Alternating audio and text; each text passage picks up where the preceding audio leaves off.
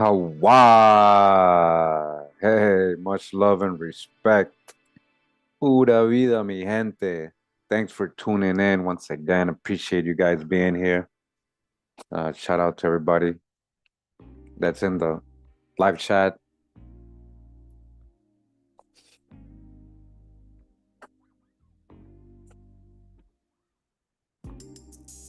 So, Shabbat Shalom. TGIF, huh? TGIF. Don't you just love it? Yeah. Welcome. I kind of want to start like a little podcast thing going, at least once a week. I guess this will be the kind of like the first one, even though I've done things like this already. But kind of addressing certain things and adding corroboration to other investigations we've already done. Just talk about certain things. So welcome. Awagwan. Me I go to yard.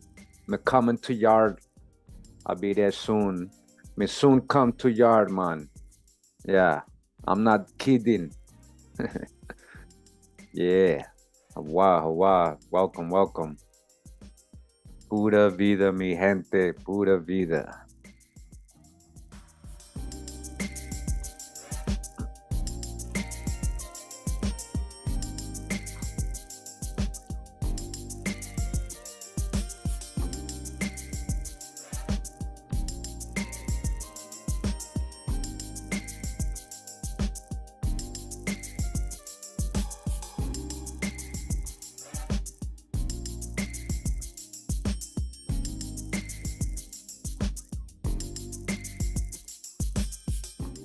Yeah. Welcome. So I guess we got enough people, it's all good. Whatever. Let's just go. I know a lot of people don't get my notifications, so I already know how it is.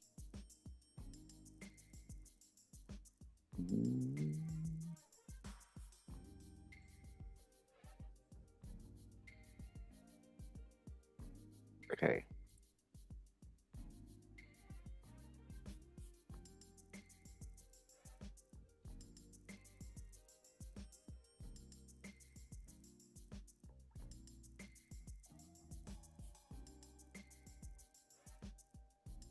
Wow. All right. So real quick, guys, just want to address something, right? Just want to say something and be real with you guys about, right? A lot of people might hate me for this, but I think that if we're gonna teach the world this truth, we got to do it honestly, and we got to make sure we verify everything, right? We can't just,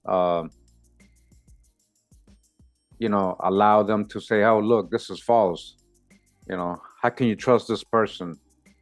Give them a chance to try to, like deny what we are showing. So what am I talking about? I'm talking about like, sometimes we see these viral videos going around and everybody just shares it. Nobody really verifies. What's if it's really true, who said it first, where they getting the info from, things like that, right? So I know like recently in the last at least month or so, month, maybe less, a little video going around. And this is just one example of I could have done this with many other examples, right? And I'm gonna start doing that. Like I said, I'm gonna start dedicating a day of the week just to go ahead and talk about these things. So I could have probably criticized a lot of viral things or things people share to me with me, and just point out certain things, and we can't, if we're learning, we gotta really learn. We gotta really learn how to investigate and do research and stuff. If we are gonna make certain statements or push certain things, we don't have to reach when we're pushing this truth. We have the sources. We don't have to share fake images. We don't have to, like insinuate so much. Try to focus on one thing and not make sure that it's true or not. Like just do it because this looks good to me. This sounds good to me. I'm going to share this without even verifying if it's true or not, right? And then the main reason for sharing it is not even like the main point that it should be for sharing it. It's just they focus in on something else, right? So I'm gonna use this today as an example, okay? As an example. All right. We got about 70 people. Like and share, like and share. Welcome, welcome. Wow.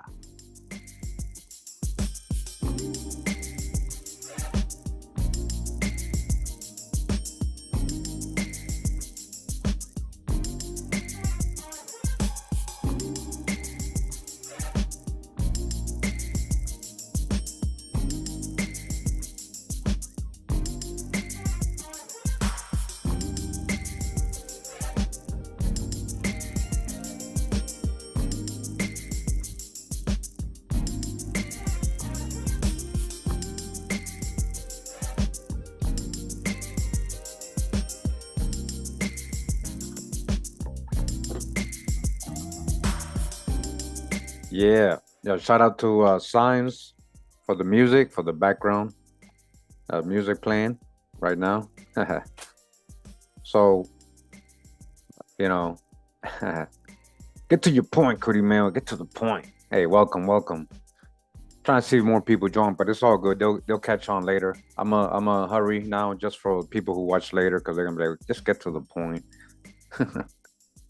So recently, there's this video, right? So we got this lady from TikTok, right? Let's go ahead and hear what she has to say real quick, right? Let's just hear what she has to say first. All right. So let's see if we can let me just refresh it. Unmute it. Do you see the man in the picture above me here? And before you go and say, oh no, he's African, let me tell you, he's not. This mummy is over 5,000 years old, and he's actually indigenous to the Americas. But we're going to take a closer look at him. So as you can see, he is highly melanated, which probably helped keep him well preserved, and his hair is coarse, or coily, like some people like to say. And again, he is over 5,000 years old, and he was found recently right here in the Americas. This guy actually proves that we were here before slavery ever began. They only brought 82 Africans to the U.S. So we were definitely here before the 1700s when they brought the first African. Oh man. So, okay. What's up? What's up? Hold on. Stop sharing real quick. I just want to say hi to everybody. What's up? Pura vida. Pura vida, right? Pura vida. I got my Dragon Jaguar right behind me. So we good. All right. So let's break down what she's saying, right? And go back to it. Hold on. Pura vida, mi gente. Yeah. All right. Now, guys, before I saw this video, which was recently, I already had received a message from somebody on Instagram with the article that had this same image of this mummy right here, right? So I know where they got the image from, right? And I know I'm gonna break it down for y'all, right? I know a lot of you probably like hearing this stuff because it's music to your ears, and you see that you're like, yeah, yeah, that's us, yeah, yeah. And I don't know if she's doing this innocently because of the article I'm gonna show you, because they kind of try to make it seem like the image that they have on their website is just it has something to do with what they're writing in the article, right? They kind of try to sell that article like that online.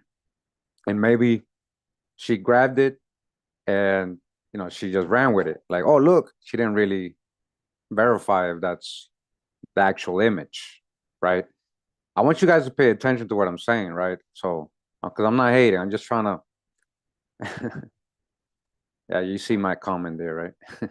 But anyways, So, TikTok probably got a lot of views, and it made its way onto Instagram through Aboriginal B, whatever. Okay, so he shared her video. Okay, but before I saw this video again, I had received, actually numerous people had shared this with me. Like, I get a lot of stuff from random people, guys, on Instagram and wherever other platform people are find me on.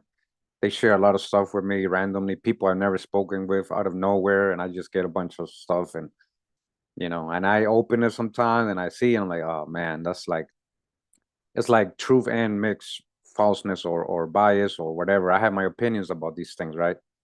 Because you guys know I try to look for sources, you know.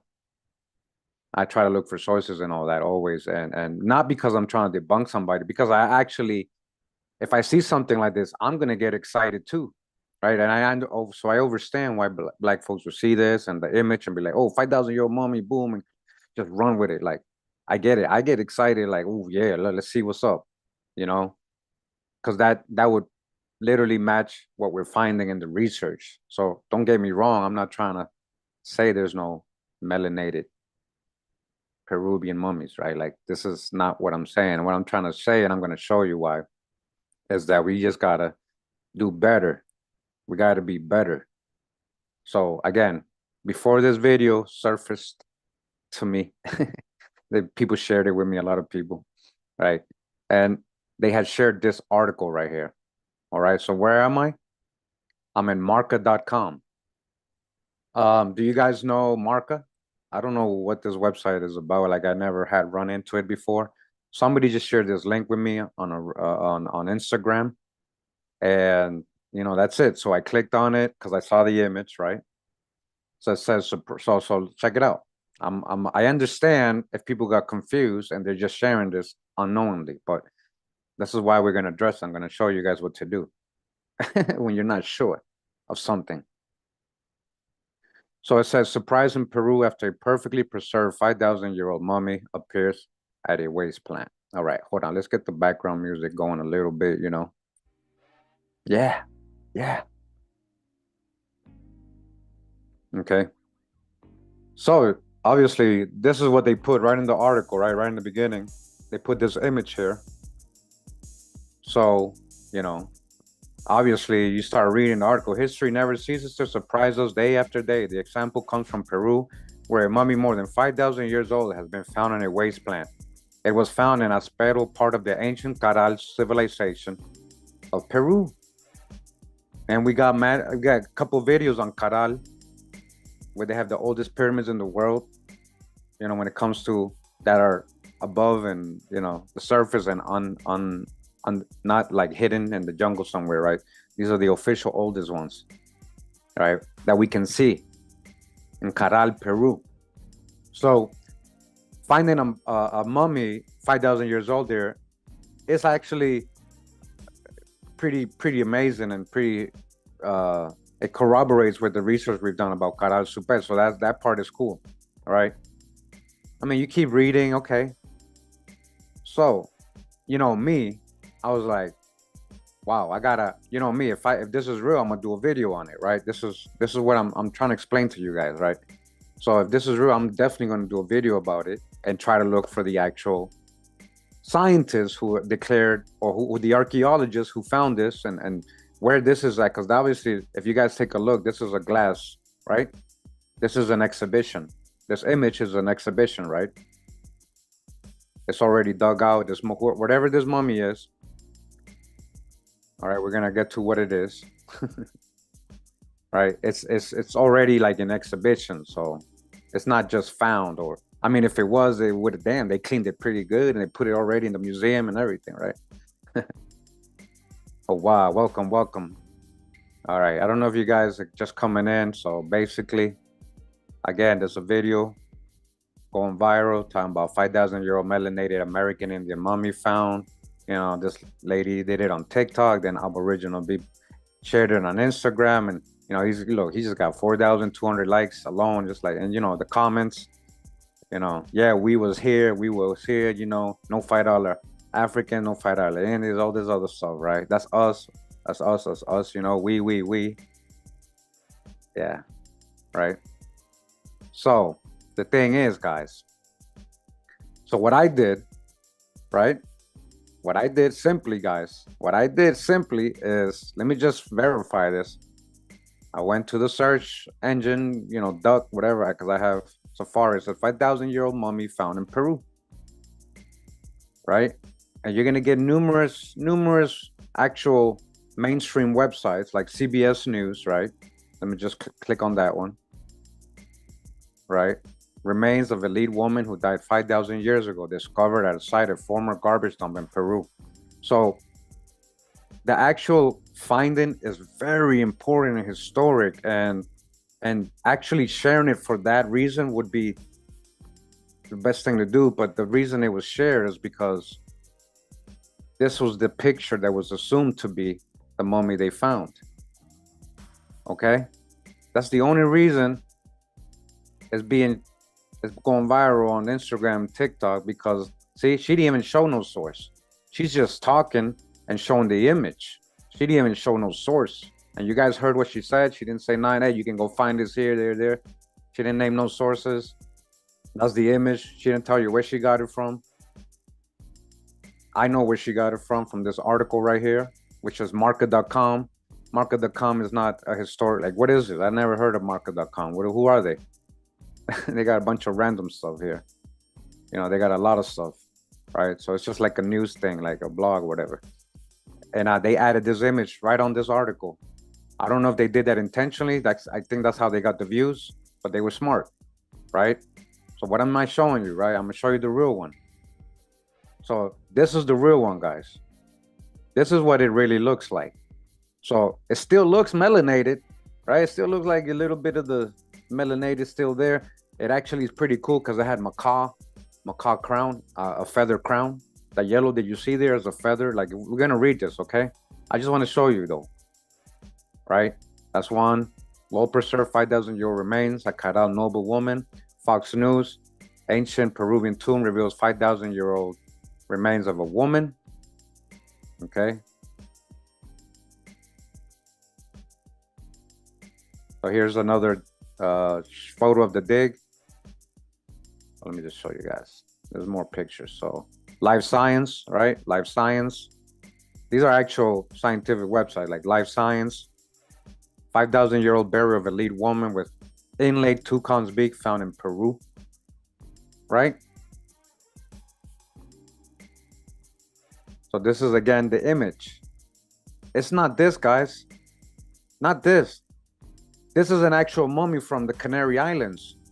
This is a mummy from the Canary Islands, part of the, I believe, the Guaucho people, which there is a connection there with ancient America or so-called Atlantis.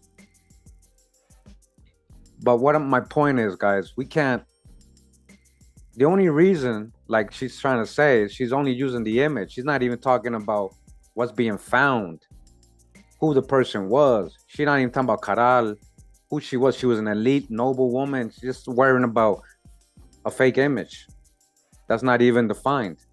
I hope you hear what I'm saying, all right? I'm pointing this out. Yeah. If you feel a certain way, too bad. You know, like I'm you know, once people realize that people are sharing fake images and applying them to certain sites in Americas, you lose credit and reputation, and it actually hurts all of our research, not just the person, but all of our research. That's why a lot of people won't take us seriously. And that's what I'm trying to say. These kind of things make people not take, like, my channel serious because they put me in that group. They categorize me in that, oh, those are the abos. There goes the abos again. Here comes the abos again, making up stuff, sharing fake images. So I get put in that category. You know, people don't take the video serious, guys. Okay, this is what it looked like. This is the real image, right? CBS News, Live Science. Same image, Live Science. The woman who lived sometime between 3000 and 1800 BC was buried with remarkable grave goods in Peru. Okay, let's read a little bit.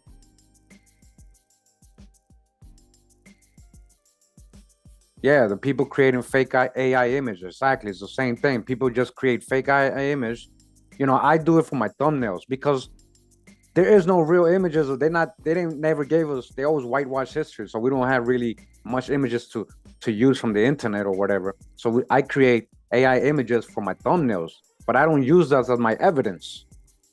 I don't use that. I use the source. It destroys all credibility. That's what I'm saying. And I try to explain that to him. I try to explain that to him. Let me see if this is the one. Okay, hold on. Somebody asked for the source, right? Somebody really asked for the source. And I was like, yeah.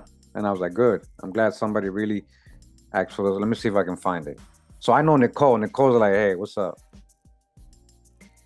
So this is great, but why do we have to dig up dead bodies to prove that we were here? Exactly. That's a good Nicole. I know Nicole. Shout out to Nicole. Shout out to Nicole. Yeah. I hope he didn't erase the comment.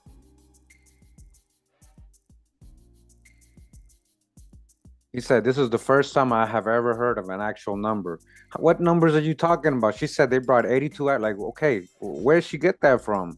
I would like to know that. Like, so just because she said it and now she got the image of a Canary Island mummy and she's saying it's a mummy in Peru. Now she's the source. Exactly. Who do we know is 5 years old? That's my point. We should be sharing it because of its value, because of how old it is and what it debunks. It debunks that whole out of Africa, you know, false narratives. That's why we should share it, and we should share the right images and some correct sources so people can follow up on it. That's my point. Serious business. That's my point.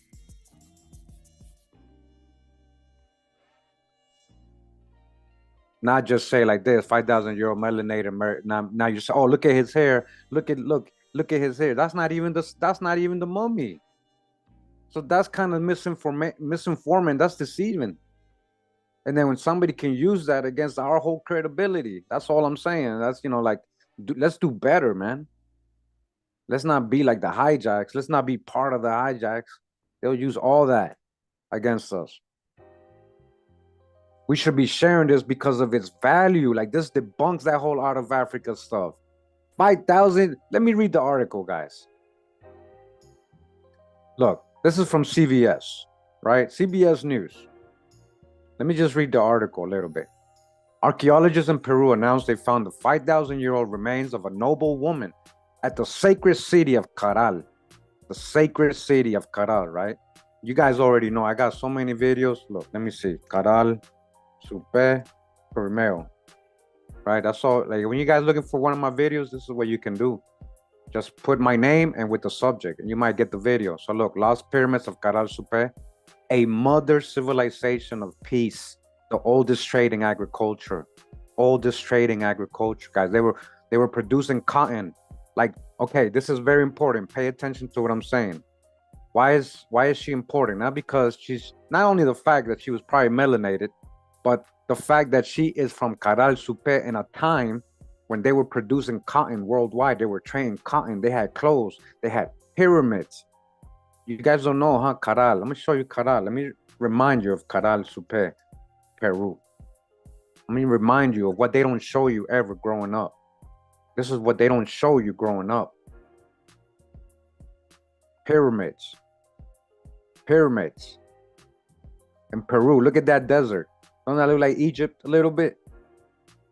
Pyramids. They're not giving us the best images here, but they're pyramids. They're so old. They're old, guys. They're old. A lot of it's eroded, destroyed. We're talking about really oldest pyramids. Look. Peru. You ever seen these pyramids? No, you don't know nothing about Caral Supe. I'm talking to the new people. Right? You don't know anything about this. Caral. This is where she's being found, guys. Caral, if you check out my video, this the great documentary I found, old documentary, right? Caral, look, a couple videos on it. Couple videos on oldest civilization in the Americas. Look, couple people on point with it. So this is where she's being found. Yeah, and this is what I'm saying.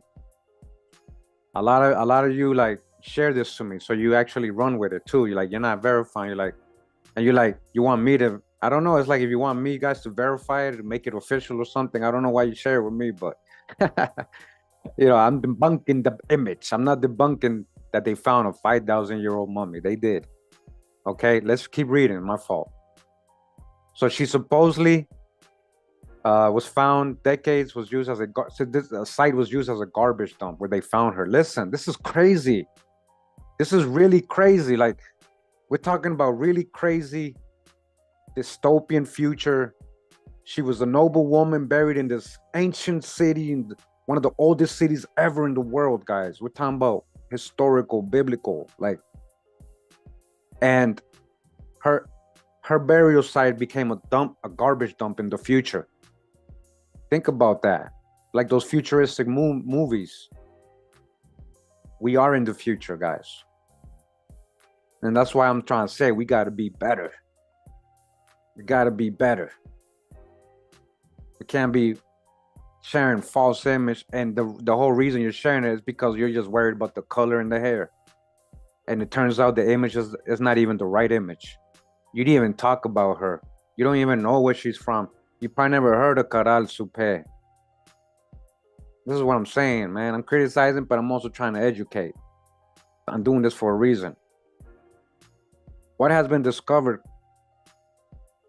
Okay, so the new discovery revealed the important role played by women in the oldest center of civilization in the Americas. And not just the Americas, guys, in the world.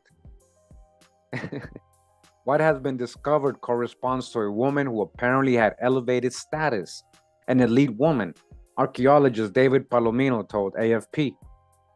The mummy was found in Aspero, a sacred site within the city of Caral that was a garbage dump for over 30 years until becoming an archaeological site in the 1990s.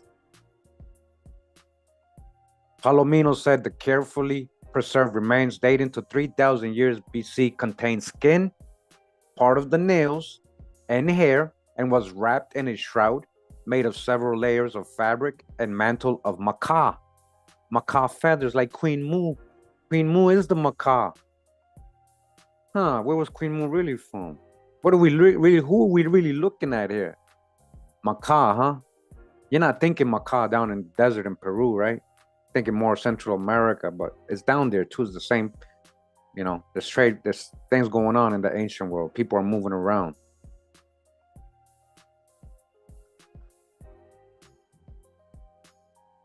Macaws are colorful birds that belong to the parrot family. The women's funerary trousseau, which was presented to reporters at the Culture Ministry, included a toucan's beak, a stone bowl, and a straw basket. All right. This is an exceptional burial due to the preservation of skin and nails, a rare condition in this area, where usually only skeletal remains are recovered. Peru's Culture Ministry said in a news release. Preliminary analysis indicate that the remains found in December belonged to a woman between 20 and 35 years old who was about 5 feet tall and wearing a headdress made with bundles of twisted threads that represented her elevated social status. Palomino told reporters that the find showed that while it was generally thought that rulers were men or that they had more prominent roles in society, women had played a very important role in the Caral civilization, okay? Shout out to all the women. Caral society developed between 3000 and 1800 BC. That's 5,000 there. That's according to their carbon dating that we're supposed to trust, right? It could be a lot older, guys. So that's 5,000 years ago. Around the same time as other great cultures, Mesopotamia, Egypt, China. It's not the same time. It's actually before. If you actually go Google it right now, you'll see. They came a little later, supposedly, right? And where are those ancient cultures really from? America's a true old world. We've already shown that, so it's all the same. We're talking about the same stuff, guys, here. That's what I'm trying to show you. The city is situated in the fertile Supe Valley. around 115 miles north of Lima and 12 miles from the Pacific Ocean. It was declared a UN World Heritage Site in 2019. All right, so that's kind of what they're saying. Let me see if Life Science is saying anything. Okay, yeah. A toucan's beak. They actually show the image. Let me see if they have the image here. So this is kind of the same info. All right, that's who she really was. This is probably going to gain more attention as time goes, and they're going to discover a lot more stuff about Caral that's going to rewrite history for sure. Like, we already know that. Okay, so guys, remember, okay, even though we're talking about this great discovery, we can't be reaching, we can't be sharing stuff like this, like it's, you know, that just, nobody's gonna pay attention. Nobody's gonna pay attention. Once they Google and see the image, they're gonna, oh, they made it all up. Nobody's gonna care about the actual finding. Nobody's gonna care about the actual finding and the significance and what they found in it. And in the first place, nobody was caring about that. Either way, they were worried about the image only and the woolly hair. That's all they were worried about, the woolly hair. We had woolly hair in America, ancient America. We had all types of hair. That's not my point. We have to be better, okay? So we're done with the first part of today's podcast, all right? We're gonna talk about something else now. It's always the pale skin. What are you talking about, man? Okay. Hey, CHK, who are the archaeologists in this find? Give me their names. What does that have to do with what I'm talking about? Like, who cares? It's 5,000 years old, according to their carbon dating, whoever finds it. Why does it, like, what is it? This is what I'm saying. You guys focusing too much on color. That's why people don't take us serious. And I know my channel seems like I focus in on color, but that's actually us correcting history, the whitewashing. And we don't add fake images to try to prove that and try to convince people of that. That's what I'm talking about. We don't add fake images to try to convince people of your truth. You got to be better than that. All right? We're clear with this? Good. We're going to pass to the next subject. Now, when you see this video, hey, man, that's not the image. Let them know, man. Or not. You don't have to. Ignore it. Whatever. Enjoy it. Hit like. I don't care. I'm just telling you. And it's in your conscience now. It's in your conscience now. Do I believe that's what's real? What are you talking about, man? Man, you're silly, bro. You're silly, man. This is a real finding. What do you mean if I believe this is real? This is a real finding. They found a 5,000-year-old mummy in Peru, man. Don't come here to waste my time, man. I don't do beliefs, man. I'm gonna time you out for today, man. All right? That was a very silly question. I don't know what you're talking about. No, I don't believe this is the real image. I went over that. You just got here late. If you just got here, this is a fake image, guys. That's not the real mummy. That's not the Peruvian mummy. That's a mummy from the Canary Islands. This is the real mummy they found, okay? So I did a whole sermon. I try to set in a point. If you just got here, check it from the beginning. We're going to move on. Let's go. Okay, let's close these windows. Moving on. Moving on. Moving on. Moving on. People get timed out.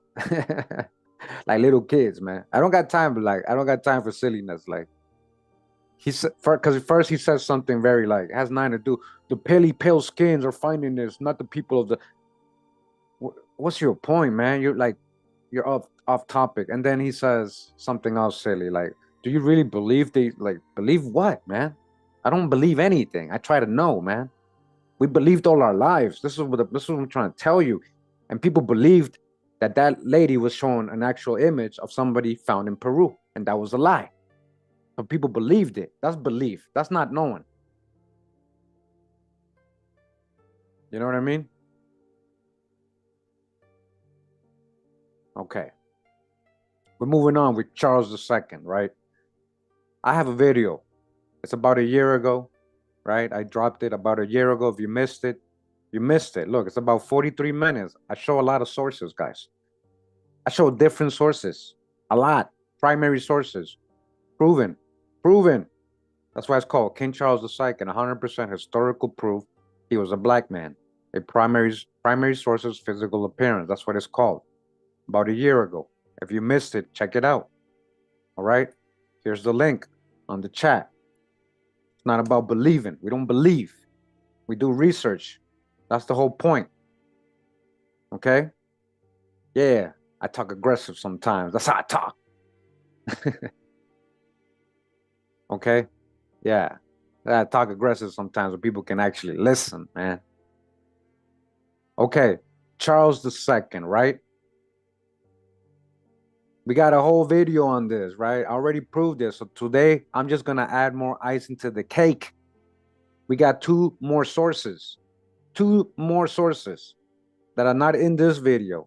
And we're going to keep finding them as we keep researching, going through these old books, right? Before I begin, of course, we're going to do a little bit of the Kirkland Files today. The Kirkland Files, right? Shout out to Kirkland88 on Telegram. He shared this back in January 13th, and I saw it. I said, fire, man, fire, man. And I said, don't worry. I get to this. Don't worry. You guys, I didn't rush into it. I could have ran with this back in January. I don't rush into stuff, man. I like, like verifying. I like finding the source myself, all that. Okay? So shout out to Kirkland, the Kirkland Files, all right? The secret Kirkland Files, all right? We got a whole little series going now. Shout out to Kirkland, because Kirkland is the real example of how to properly do research. Not like how the lady on TikTok and the dude, Aboriginal B, whatever, Aboriginal, yeah, on Instagram. And I even tell him, dude, that's not, well, I didn't do the video, but you shared it, bro. You shared it, and look at all the followers and likes and views and comments you got off it, and now it's going viral. And now people, eventually they're going to find out that's not real, man. That's not real, man. Anyways, Kirkland is a great example of how to do research. Shout out to everybody that does proper research. In the live chat, I see a lot of people that do that. I know a lot of them that do that, know how to do proper research. But Kirkland, he has the primary source gift, man. He has the dedication and passion to finding these things, because it's not easy, guys. I know what it takes to find the actual source. Even though you find a footnote, you might say, hey, this is to actually finding it, especially when there's 100 volumes of the same book, and you got to go to a specific one in a specific page. All right? So shout out to Kirkland for the Kirkland Files. Okay? Shout out to Kirkland. Knows how to do proper research. Okay, where we at? We just in revolution politics, right? Revolution politics being a complete collection of all the reports, lies, and stories which were the forerunners of the Great Revolution in 1688.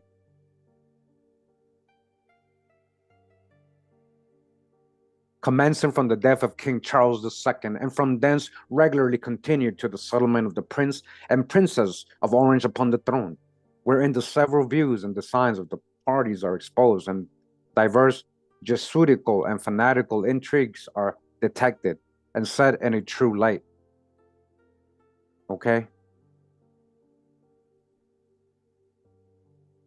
What is this? The year of this book, guys? This book is from 1733. 1733. If you're not, you can see the Roman numeral here if you want to do it yourself. 1733, guys. We're talking about a book from the 1700s. I don't care what somebody in modern times is trying to say. Oh, those people, they didn't know what they were saying. They were trying to interpret something. Nah, that's your opinion. That's your cognitive dissonance trying to explain it away. I can clearly see with my eyes, my own eyes, and read it with my own eyes very clearly what it says. And we're going to see what it says, okay? About Charles V. I mean, sorry, Charles II. Charles V is also a black man. So, there's a story. If you watch my Charles II video, there was a whole rumor. I don't know if it was a rumor or whatever, but it was going around that because it was almost literally official that Charles was a black man. The whole Black Boy Inn taverns and bars and hotels, all that, that's all named after him. Black Boy, they meant.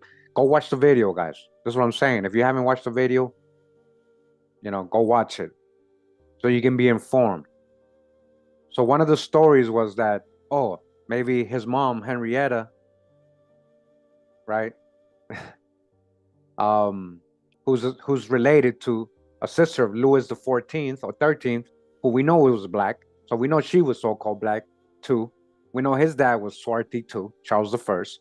So it's not because she had sex with an African. That's what they try to say. They try to say that she had relations with an African, a servant or something, and that's why he came out. So this is the story, right? It says Charles II went under the same denomination, for he was none of the son of King Charles I. They're saying he's not the son of King Charles I, but the son of one of the queen's fiddlers. That's trying to say one of her fiddlers, who they're trying to say was an African, like a servant, right? Begot by him on the body of the queen and was so like him. This is how they describe in Charles II. A huge, swarthy black fellow with his great blobber lips. A huge, swarthy black fellow with his great blobber lips, that any person that knew the one would swear the other to be his son. This was the story that was constantly given out among the saints some time after the Restoration, which many may remember if they please. All right, that was one of the rumors, that she had sex with an African, because he came out so dark-skinned, guys. But once you know real history, and you know both parents were swarthy or so-called black, we know their relatives were so-called black, their ancestors, then it's not, you don't always have to conjecture, oh, she must have had relations with a Negro. She was a Negro. His mom was a Negro, guys. Again, go check out that video and all the other ones I've done. All right? Let's try to stay on subject, guys. That's one source. 1733. We're gonna add that, right? Add that to all the other numerous sources we got, proving he was a so-called black man. They even saying he had great blubber lips. He was a swarthy black. So just in case you now know, you're not convinced with swarthy, black fellow. Okay? We move on. We got another source here, right? We got another source here. Shout out to, again, Kirkland. It says calendars of state papers, domestic series of the reign of Charles I, 1648 to 1649, including an undated petition preserved in Her Majesty's Public Record Office, edited by William Douglas Hamilton, FSA, of HM Public Record Office and University of London, and so on. So this is from 1893. So what they're gonna do, basically, what this book has is a lot of records and notes and letters and correspondences from historical people, right? Like like a lot. There's a lot. There's so many. We're gonna go to a specific page. Okay. Let's see if we can find it. So this is, again, volume 22, guys. Volume 22, page 73. There's so many numerous volumes. When I first started looking for it, I couldn't find which one. Like I couldn't get to it. There were so many. So I was like, hey, Kirkling, man, would you happen to have the volume 2, man? He's like, sure, man. Hey, like, he's volume 22, So he had this Google Books kind of link that I couldn't find. Guys, it's not easy. So somehow he found it, right? And we were able to verify it. So we're on page 73. Page 73, right?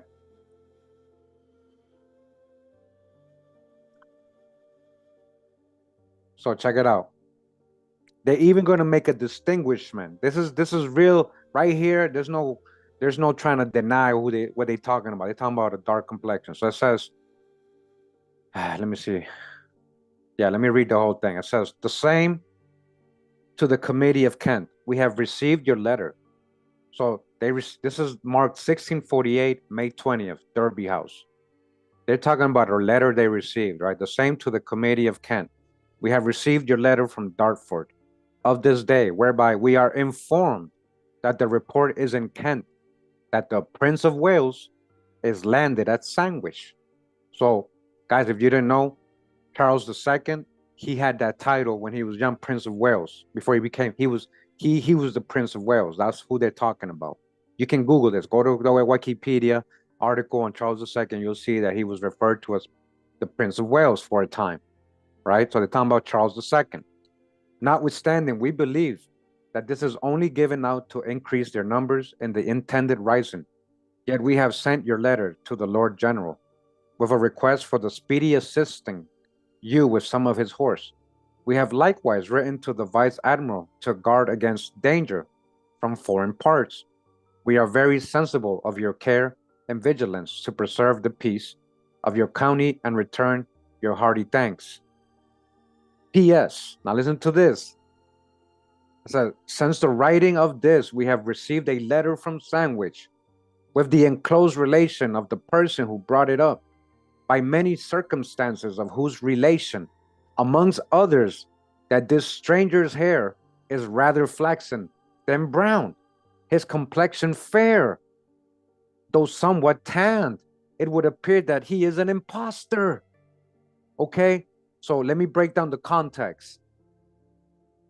All right, so basically they had thought that the Prince of Wales had arrived in Sandwich, right? And then what he's saying, P.S. we just realized that the dude we thought was Charles II is an imposter because his hair is flaxen, not brown, like Charles II, and his complexion is fair, though somewhat tanned. It would appear that he is an imposter. We're not done yet, guys. Wait. We believe this may be done to cause and countenance some insurrections. So they're literally saying, hey, we got a person impersonating Charles II, and he's even fair skinned, lighter skinned. I'm like, whoa, this made me think on a whole different level. I was like, this is what I pictured. Were there doppelgangers created to fool the people and start also whitewashing history in certain ways, even back in those times, even when these people were alive? There's an imposter. Listen, okay? We have written to the town of Sandwich that this imposter may be by them kept in safety till the pleasure of the parliament be known therein. So they're like, yo, hold this guy. They want to arrest him. Detain him. Continuing, right? May 20th, Derby House. Listen to this, guys. The committee of both houses to the mayor of the Jurats of Sandwich. We have this day received your letter, brought to us by James Turburn, and by his relation concerning the person who calls himself the Prince of Wales. They're talking about the imposter. Amongst other things, it appears that his hair is rather flaxen than brown, and his countenance fair, though somewhat tanned. Whereas the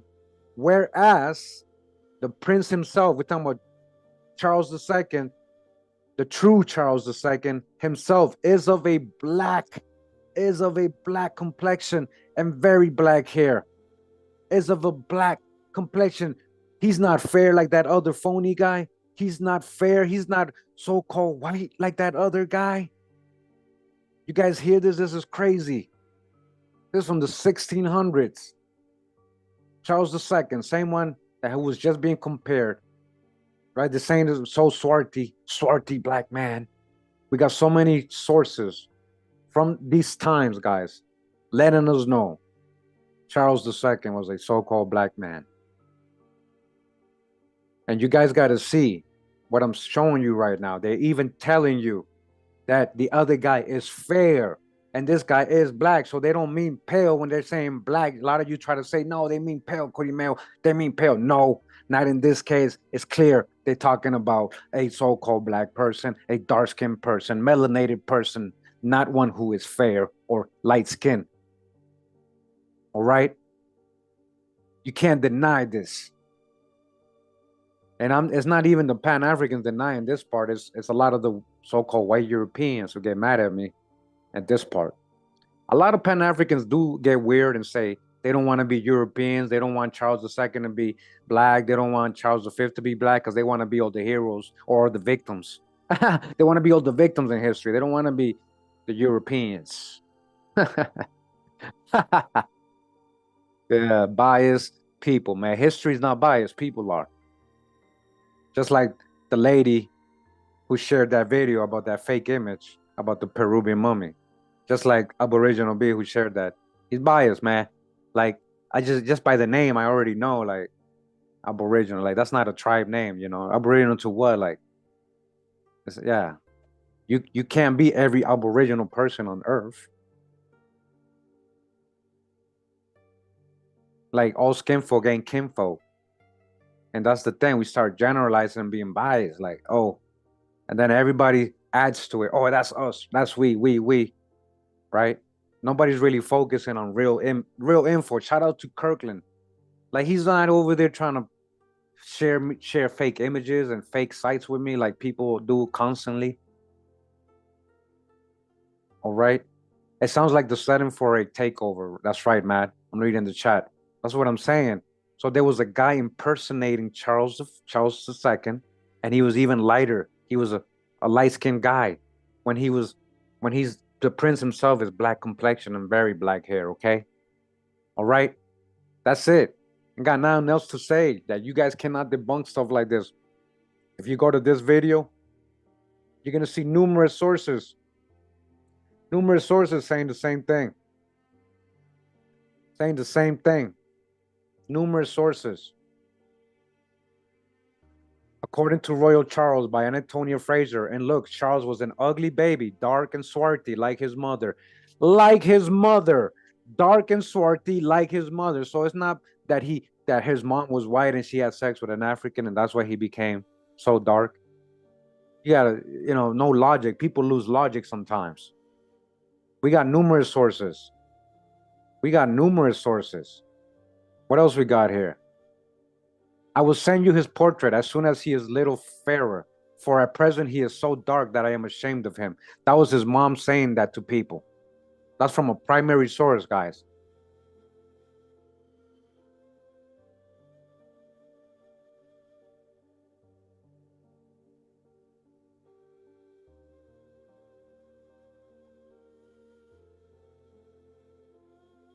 Daughter of Gaston d'Orleans and cousin of Louis XIV, was selected by Henrietta Maria as fitting wife for Prince Charles. And while objecting to match and to Henrietta's methods, the lady condescends to say her royal suitor. He is tall for his age, with a beautiful head, black hair, a swarthy complexion. All right? A swarthy.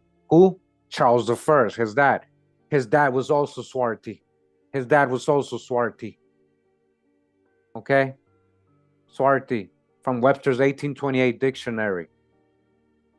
Being of a dark hue or dusky complexion, tawny in warm climates, the complexion of men is universally swarthy or black. Definition number 2, black. Just like the swarthy African. Swarthy-ish, swarthy, dark complexion, swarthy. So again, Charles II was a huge swarthy black fellow. All right.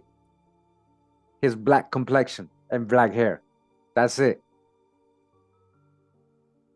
Yeah, people are still debating all that, man. The whole world don't care. Majority of the world, guys, don't care about history. This is what I'm trying to explain. A lot of people say, hey, we should sue about this. This is whitewashing. We should, like, okay, like, most people don't care, though. You care. I'm glad you care. And I'm glad there's real ones out there that care. But the majority of the world doesn't care about history, guys. They're more worried about their money, about their career, about surviving, about paying the bills, about their own agendas, their own beliefs, pushing their own stuff, bias, like showing a fake image of a supposed mummy in Peru. Bias. That's all they're worried about, pushing their ideas, and that's it. Okay, so we're done with this topic now. Let's see. We're gonna get on to the next topic. We're just gonna go over a little old video, right? We're just gonna, again, critique, comment, educate. We're gonna correct certain things that was told to us back in the 80s, 70s, 90s. All these Pan-African movements or Black Power movements. All right, and everybody knows already Ivan van Sertima, right? You guys all know Ivan van Sertima, right? I got a whole video I did recently, right? An article we read about the same things that I was already saying, like, they're not from Africa. Olmecs, just because, okay, guys, let's just break it down because I'm going to mention this a lot. We're going to watch an old video from Ivan van Sertima. We're going to watch a really old video, right? So, all right, we're moving on to the next topic, all right? That's what we're doing today, doing like a little podcast, right? All right. So, they're not from Africa. This is a video I did 5 months ago, all right? Not so long ago. Not from Africa. Ivan van Sertima, Afrocentric opinions debunked. Robbing American Indian cultures. Straight up. Hold on. We're going to change the mood. Let's put on some native music. All right?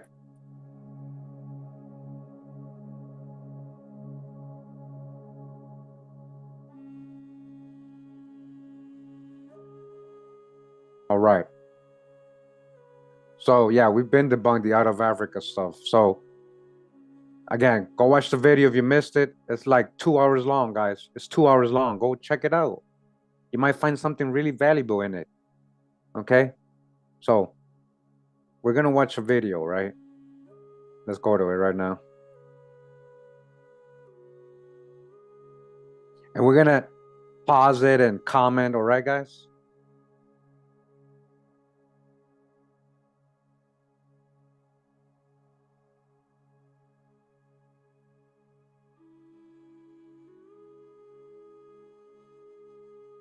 I don't pick and choose. Okay, well, we tend to all be biased a little bit. We're not even knowingly, sometimes unwillingly. Like a lot of those people unwillingly are going with that biased view of that image in the comment section. There's so many guys. Like, so I know a lot of people probably hating on right now or feeling a kind of way of what I'm saying, but it's all good. That's from I know that, Manny. So a lot of people still go with the out of Africa. This is what I'm saying, guys. Just because you guys are aware of this stuff doesn't mean the rest of the world is. You are a special, you're a unique people. A rare breed. No, but you are ahead of the game, right? Ahead of everybody else. So, that's the thing. We can't like always see it like, oh, like that most of the world don't care. Yeah, of course they're still Pan-Africans. Anyways, let's get to the video. We're gonna dodge all the hijack. I want to see you guys put up the dodge the hijack thing, all the members. Dodge the hijack.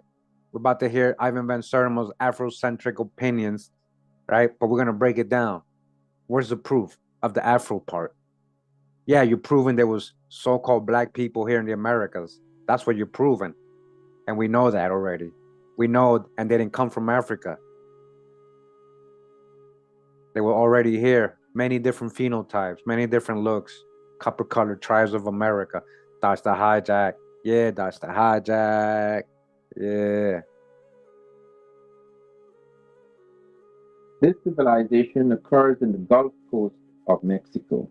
When we speak of Mexico, however, you must get it very clear in your mind that we're not speaking of the shrunken Mexico of today. We speak of Mexico when it was the very core and heartland of Native American civilizations, a Mexico that included parts of Colorado, parts of Texas, parts of California, going right up to La Plata in Canada. So we can agree with that part, right? He's saying it's not just what we think of Mexico today. It extended all the way up. And he's talking about, we're not just talking about like today Mexico, what you think of Mexico. He's talking about ancient Mexico. Okay, cool. This civilization known as Olmec was to touch all other civilizations in America, the Maya, the Toltec, the Aztec, etc. It was even to stretch right out into South America. What is very unusual about this civilization was that not only was it the mother of American civilizations, but it contained elements that were not just native to America, but was a fusion between the Native American and people coming from outside. The most significant of those outsiders were the Africans. All right, dodge the hijack. So again, what is his proof, guys? We've gone over this in that video. The only proof is the way the stone looks. They have no real proof of anybody coming specifically from a specific place in Africa historically, and they writing about it where he's reading it, and the local people are telling you, hey, foreigners came from across the ocean from specific, like literally from Africa. There is no nothing. He's talking about what the stones look like, guys. That's all they're basing this off. If you're new to my channel and you're having a problem, well, we can't help you. You're 8 years late, and I hope you can catch up. You got to empty your cup. Mainstream history that they taught us in school, including the out of Africa theories, is part of a hijack. It's part of a big lie.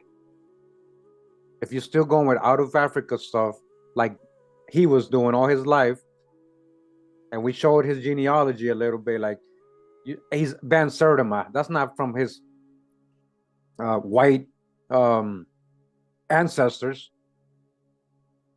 Guyana, where he's from, had a lot of Sephardic Jews coming from Holland, Dutch, so-called Dutch. A lot of those Dutch were black folks, Moorish Sephardic Jews, pirates, Huguenots, ex-Moors, all that. Okay? So that whole thing, oh, he's saying, oh, the Olmecs were the mother culture. Cool, that's fine. And then he's saying, but they were infused with foreigners. And he's trying to say Africans, right? And the thing is, he said infused with foreigners, trying to hint that maybe other foreigners, like maybe even Asians or Chinese, but he's not trying to, he don't want you to picture, because if you picture Chinese, what people picture Chinese today, like he doesn't want to draw that attention. So he's going to say, oh, like Africans, mainly Africans, right? He just means there was black folks here, guys. This is what they're finding in the stone, okay? Let's continue. I know most of you know to dodge the hijack. I'm just making sure there's a lot of new people, guys. You know, I get subscribers every day. And we got 225 people watching, and only like, you know, a few of you guys are in the chat, right? So we have very clear evidence in stone heads, in terracottas that are clay sculptures, as well as skulls and skeletons of an African physical type entering that native population, somewhere between 948 and 680 BC. How do we know the date? It is because on one of the platforms in the holy center and capital of the Olmec world, a place called La Venta, we were able to date the stone head because they were rooted in a wooden platform where the Americans worshipped, and we got this dating of 948 to 680 BC. Okay, so he just told you. How does he know? Because he's just talking about the sculptures. And then he gave a date. He said they came on this date. Because I went inside the temple and I saw these two things and I saw the wood, and that's when it was done. Guys, did you just hear that? That's not a real... What kind of explanation is that? See, because he has a tie, he has a degree, people respected him, he can say whatever and babble, and oh, okay, that's how you got the date of Africans. How does that, what he said he found inside the temple, how does that prove anything about any Africans coming over, guys?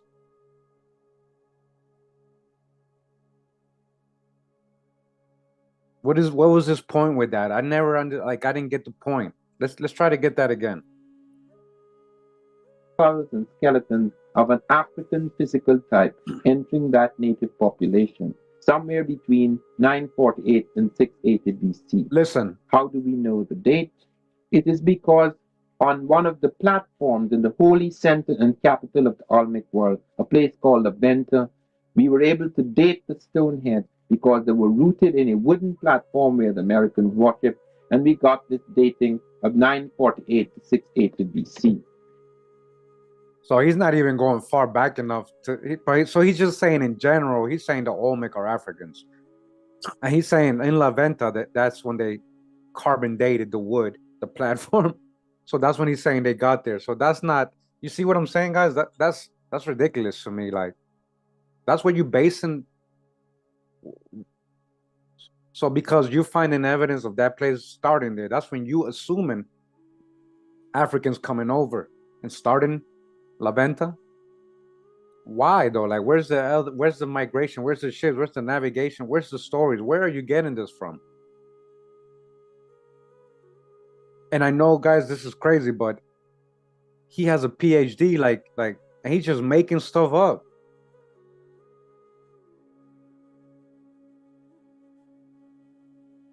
He's saying Negroid, but he means African. He just said, which are African features. So these are things associated to West Africans. That is not true, though. There is no West African phenotype. That phenotype, the Andaman Islanders, do I have to remind everybody, man? You guys have been watching me, right? Especially if you're going to comment. You've been watching me, right? Like, or you just got to the channel. Like, he's associating anything Negroid to African. That's my point. His evidence is baseless. Thank you, Laverne. So he didn't prove nothing. Paid off. That's what I'm saying. Because he knows his family history. That's my point. There's no way his family are prominent families in Guyana. They know he knows his history. No. Challenge, Holmes? What are we talking about? Now, several people have wondered what kind of Africans these were. Who were these outsiders? These were largely Egypto-Nubian types. At least that type was in command. Oh, these were largely Nubian type. Nubian. Now they're Egyptians. You see what I'm saying? That's that whole hijack. How are they Nubian?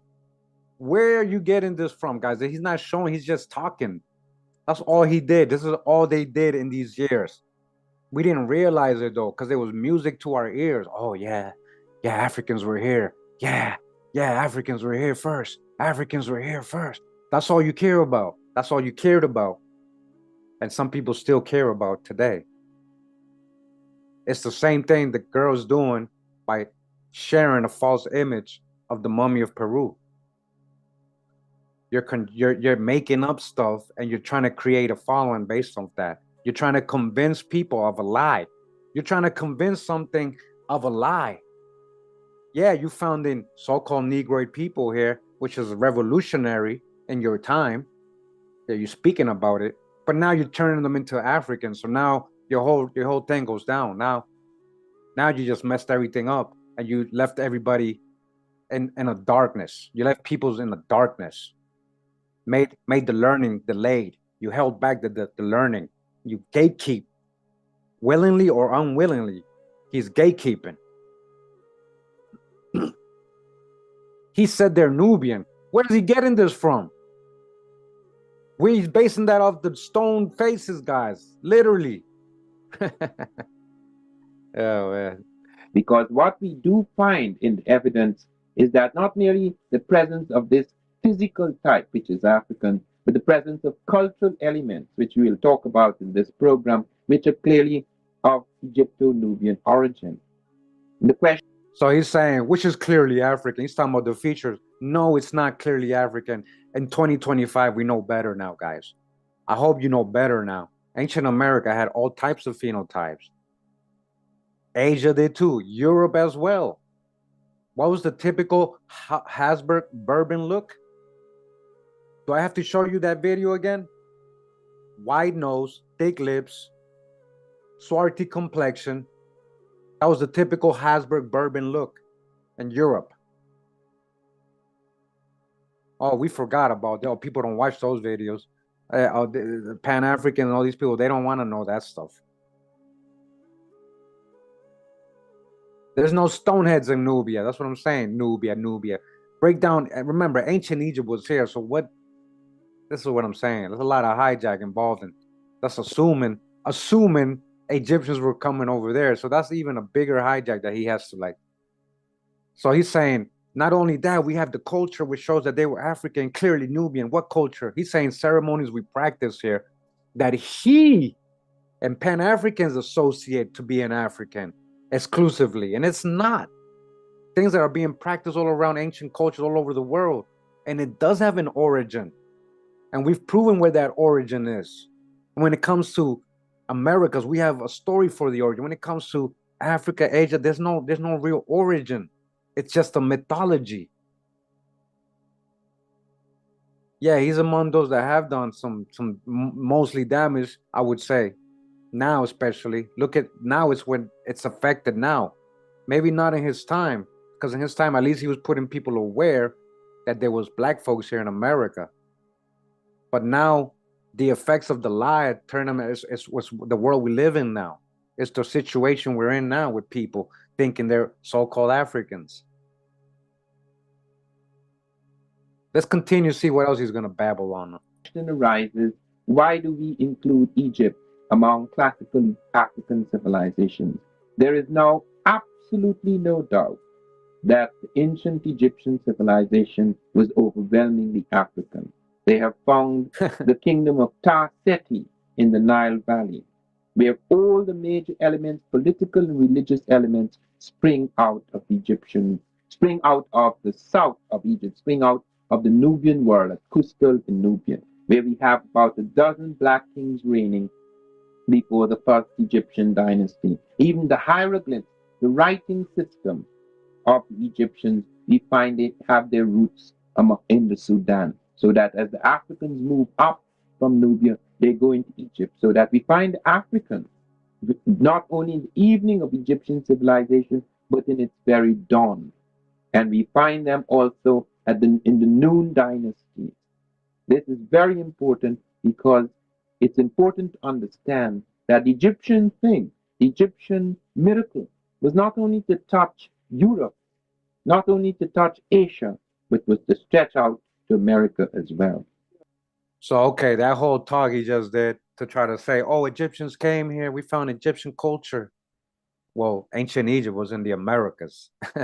So he was saying in the beginning how he's still trying to prove in his time, they're still trying to prove that Egyptians were black. You see what I'm saying? So the time frame, you guys got to take that into consideration. So in his time, he's a pioneer. Oh, this is great. He's so great. He's so smart. He knows everything. He knows our true history. That's why I'm saying now we got to learn not to repeat history, because we end to repeat the bad things. Like we don't learn from history, we're gonna repeat the bad things again. We're gonna be brainwashed again by some other people. We're gonna go on this cult following kind of way instead of a factual way. And that's what kind of happened. Now it's like a religion. Now Pan-African is it's just a belief system. Literally like religions, a belief system they created. Disconnected you from your whole genealogy. Your whole genealogy. Ain't nobody, your fourth grade grandparents, third grade, ain't none of them talking about I'm African, I'm black, I'm Nubian, I'm a Moor. None of that stuff. None of that stuff. Hey, much love. Thanks for watching. Appreciate everybody that's listening too, not just texting. I hope, hey guys, sometimes I just want to talk. You know what I mean? Not just read. I'm talking today, okay? I'm trying to talk to those who are still not there yet. Trying to help them think about stuff, like, point out certain things.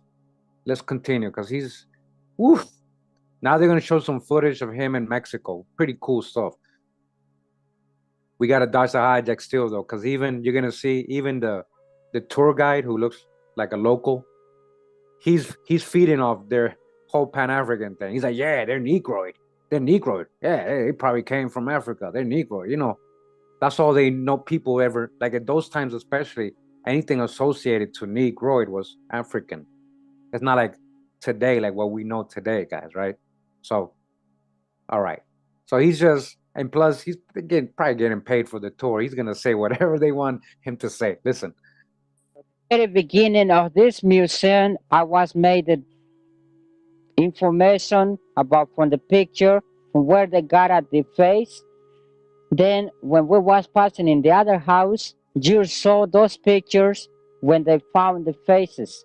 This is one of the face more beautiful. You can see the lips, the nose, the eyes. This is completely Negroid face, and the weight of this face is 25 tons. So he said this is completely Negroid face. He didn't really say African, but because Negro is associated to African, that's literally what they're trying to say too. At the same time, and you'll see. We're wondering how they carry in that time, from where they carry these rocks, because it's solid. This head they bring from 134 kilometers far from here. Yes. So it has a little thing. No. Was that stone quarried where they found it? Or how far did they have to bring the quarry stone? They say from 100 kilometers far. They call basalt. Basalt. So just that alone, okay, that's pretty amazing. Like that is heavy.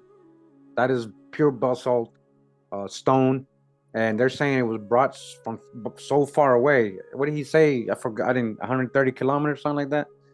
But that's amazing. You know, that part right there alone is amazing, right? Okay, and yeah, we agreed. Negroid features, right? But that doesn't mean they're African. This is their only proof, guys. That's what I'm saying.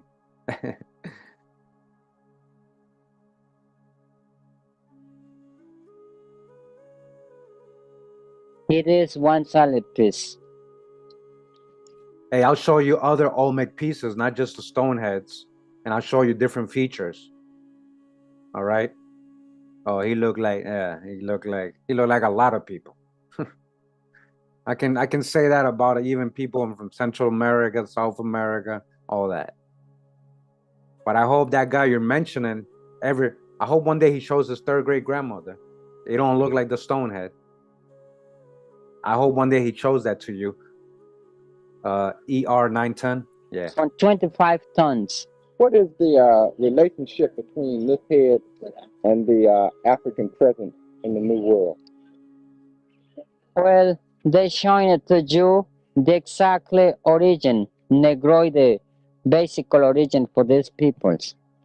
So he asked him, what is the relation with the African cousins in this region? And the guy just said, well, look, it's Negroid origin. That doesn't mean they're African.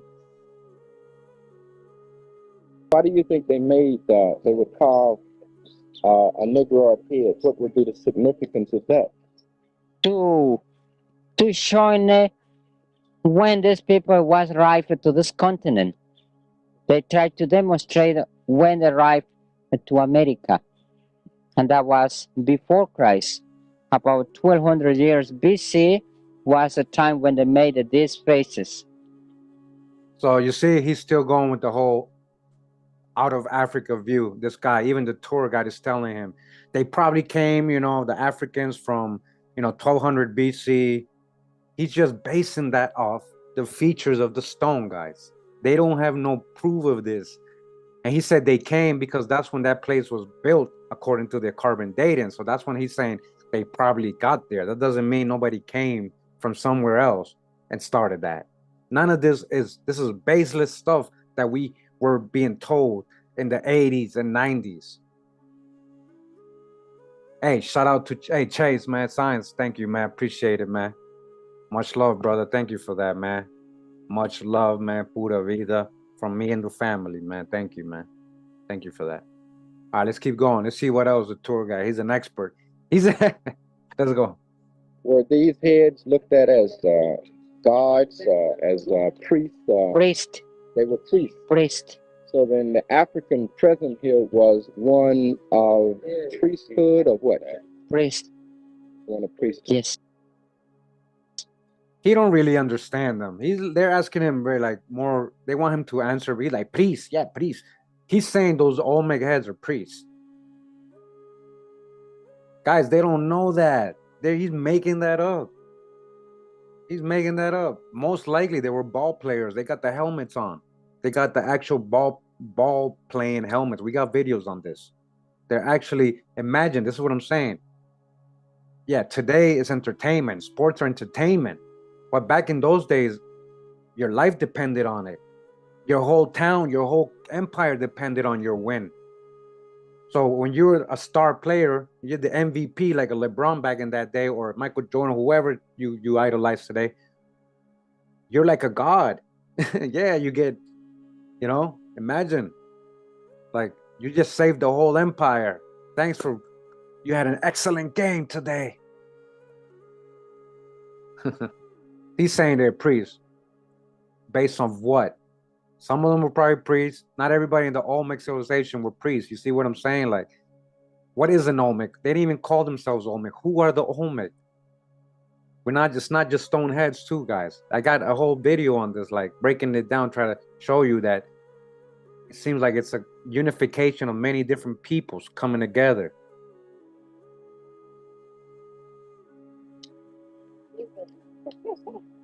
Are there any other heads this size for the other races of people? No, this is the most principal.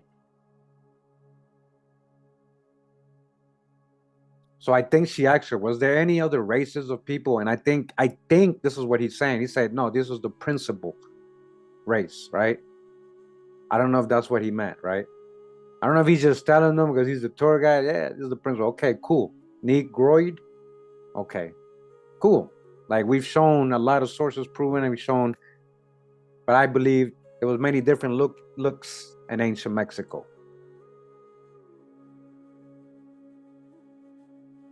And we have gone over sources saying that.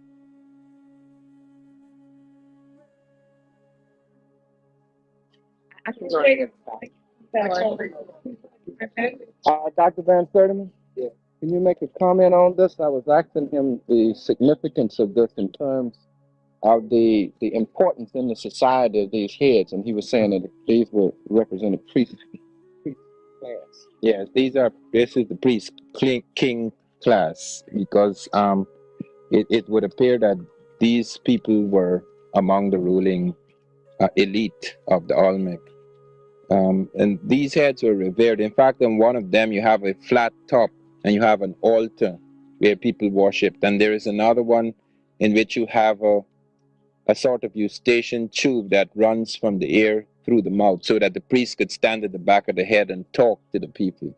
It was a kind of oracular thing, a sort of oracle.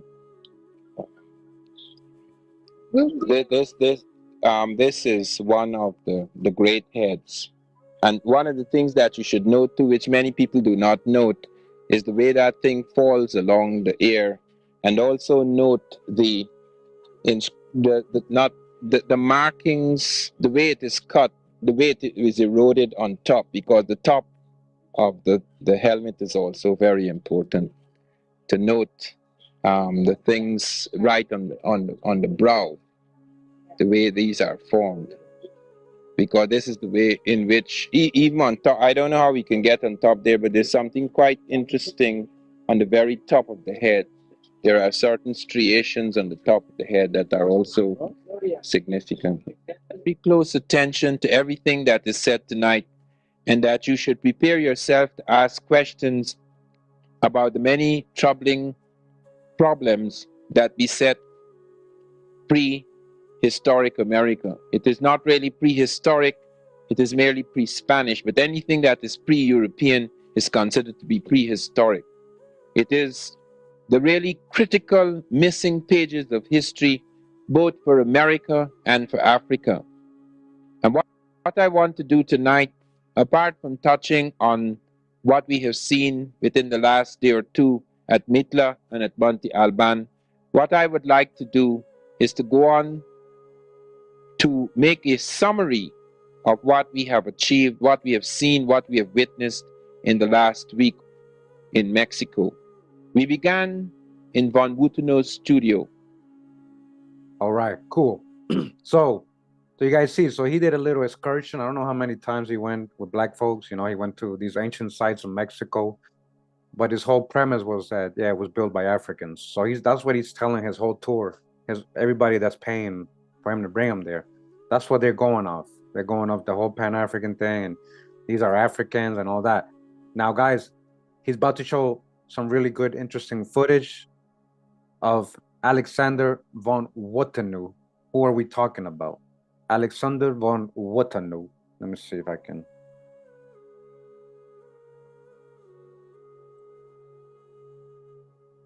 Okay.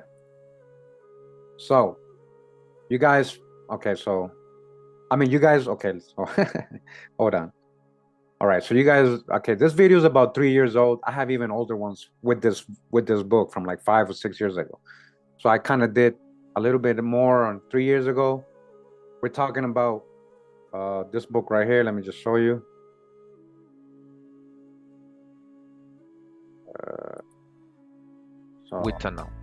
So in this book, we find this part is those unexpected faces in ancient America. And this was written by Alexander von Wotanu.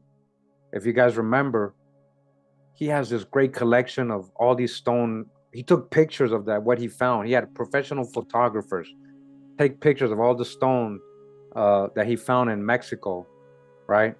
And I mean, we go over so much on this video, how they're proving that there was, you know, a lot of the features showing what he's calling African, Negroid, Mongoloid, Mediterranean, white. That's how he's classifying the stones based on his concept of race, right? But what we wanted to point out is that Negro, especially, was one of them. Like, they were here in ancient America, right? The stone proves it. The stone proves it. This is from Mexico right here, guys. So this is kind of like, he's going to show this right now in the video. They're going to actually show Alexander von Wotanu in his little museum or wherever, holding this piece right here on the right, holding it. He's showing it to people. And so that's what we're about to see. So I just wanted you to have a background. Now you see these phenotypes, you see? So it's not just, it's like many different phenotypes, you see? Of course, they got the Olmec, right? We got stones with beard, large beards. You know, supposedly Indians didn't have beards, things like that. Like, so anybody with beard, they're saying Mediterranean. They're saying Jewish or Phoenician. Anybody with a beard, they're saying they're Phoenician. You know, then, you know, you got more stone figurines, as you guys can see. Check out this one, you see? And this one, I like to show this one because you see, even though the one on the left looks Asian, he also looks like a black person to me. Even people from Africa or even Asia, the Asians. And then this right one, I mean, look at the features on that, right? This is from Mexico. This is from Mexico. All right. Do you guys remember when we did this video? I just want to make sure you guys remember so you know who they're showing. Ben Sertem was talking about. He's talking about Alexander von Wotanu, the guy who wrote this video, who he met, who, because Van Sertima believed that all Negroid people came out of Africa, just like everybody else, kind of corroborated with Van Sertima about that whole Pan-African, that there was probably Africans here, because he's finding Negroid features on these stone sculptures from ancient America. People with beards, you know, different phenotypes. This one he's calling, look, Phoenician. This one he's calling Phoenician. Why? Because he has a beard. He's Mediterranean. Like, this is what I'm saying. So it's baseless, a lot of it, but at least we get to see for ourselves, so we can judge for ourselves. I'm just showing you in these videos. Look at this grill. Look at this ancient grill. Look, it doesn't look like a football helmet on. He has football. Look at this grill. It's gold. It says a Negroid head made from black copal with thick golden lips and teeth. All right, you guys remember this? Yeah. Can I get a confirmation that some of you remember this? Yeah. Look at this one. He's gonna show this one, I think. Yeah, he's gonna hold this one up, I think. So a pre-classic Negroid head from Chiapas, Mexico. That doesn't mean these people are from Africa. So their whole claim, their whole proof was just a phenotype. This whole time, guys, that's what Pan-Africans have been going off this whole time. This whole time, that's all they've been using as proof. They don't have no real proof. They're making everything else up. Are you listening to me right now? Are you listening to me right now?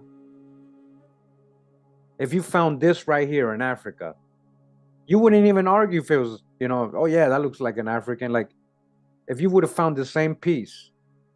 See, a lot of you, like, okay, Mali Mal, okay, good. Welcome to the channel. This is from 3 years old, this video, and I have one that's even older showing, right? Like, we've shown this stuff. I want you guys to be able to catch up to the videos if you can. I've shown a lot of real history, guys. So, like, when I'm talking about Ivan Van Sertima and this whole Afrocentric stuff, debunking them, I know I have my reasons. I've shown it. I've proven it. I'm very confident. Oh, okay, you guys are hearing. Thank you. There we go. I just want to make sure we're paying attention, right? So we got phenotypes like this one too, where they're calling European. They're calling, just because the nose is pointier and he has a pointier beard, that's what they're calling white.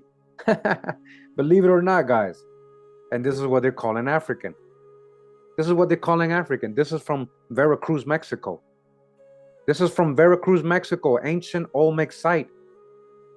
Yeah, that's a Negroid person, a so-called ancient Black American, not African. Okay? And so on and so on. Oh yeah, let me show you the Lil Wayne one. Oh, there you go. Yeah, you remember Lil Wayne, yeah.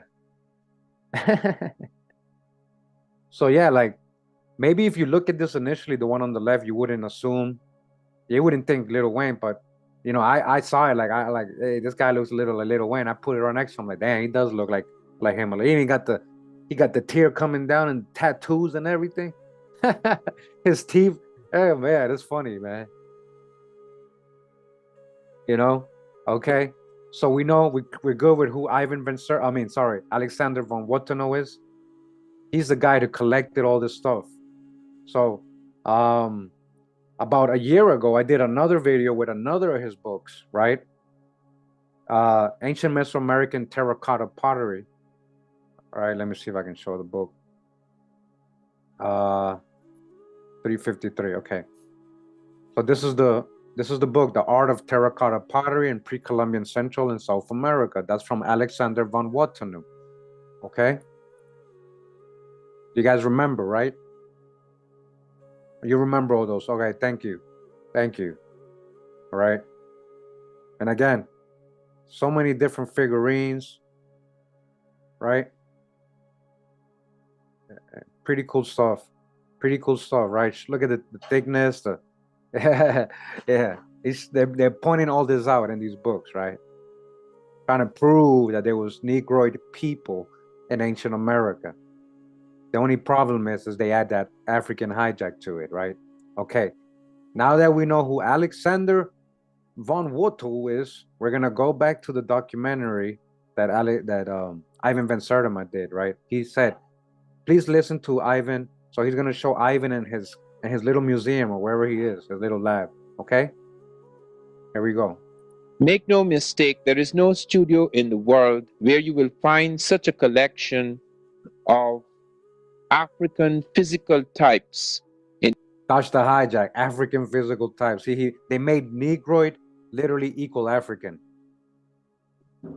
So he's saying there's nobody else had the collection this much of so-called African features. They're talking about in the world. Than Alexander von Wotanov, okay? Ancient America. Many of you have not had the opportunity to examine closely at leisure all the pieces in that collection. Look at that. It is a priceless collection, and many of you have raised the question which must be pursued: what will happen when von Wotanov, who is now 84, dies? What will happen to a collection which is of tremendous significance for us Blacks throughout the third world? Because Blacks is what he calls you guys, Blacks. This is so important for us Blacks, us crayon colors. Now you look at that piece. Look at his lips. Look at that. The likelihood is, as has happened in previous centuries, the likelihood is that all of these marvelous pieces which we have seen, and which we have not yet had time to photograph completely and to preserve, may disappear. Von Wutenow has, in addition to these little sculptures, he has... All right, guys, look at this one. Look at this one. This was found in Mexico. That's what a lot of people want to call an afro. That's an afro. Woolly hair. And this reminds me so much of the Buddha statues, of all those Southeast Asian statues of ancient Asia, right? Like, it resembles a lot. Look at the ears hanging, like the Hindu stuff. Like, who's the ancient Nagas, guys? Who's the ancient Naga? We went from here to India. Who's the ancient Nagas? Who built those temples in Cambodia and all that? They credit the Nagas. Who's the Nagas? Who's the feather serpents? Who's the eagle warriors? Who's this? Now look at this piece right here. Like, come on now. Look at this piece right here.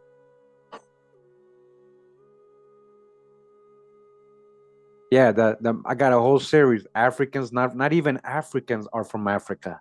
Not even the main ruling ethnic groups of Africa are from Africa. The wide nose, the lips, look at that. That's you right there. Look at you. Look, guys, do you remember who you are? And this is what they're making. They're turning into African. This is what they're turning into African. And this is, why isn't this in the museum of history and Peabody Museum? Why isn't this in Washington, D.C., Smithsonian? Why isn't this available for everybody to see? Why don't they have these, right? It's obviously on purpose. It's obviously they couldn't hide the Olmec ones because they're so big. They couldn't hide those, right? Let alone move them around. They couldn't hide those. But these little tiny ones, they hide. They hid from us. Showing what ancient Americans, a lot of them look like. Okay?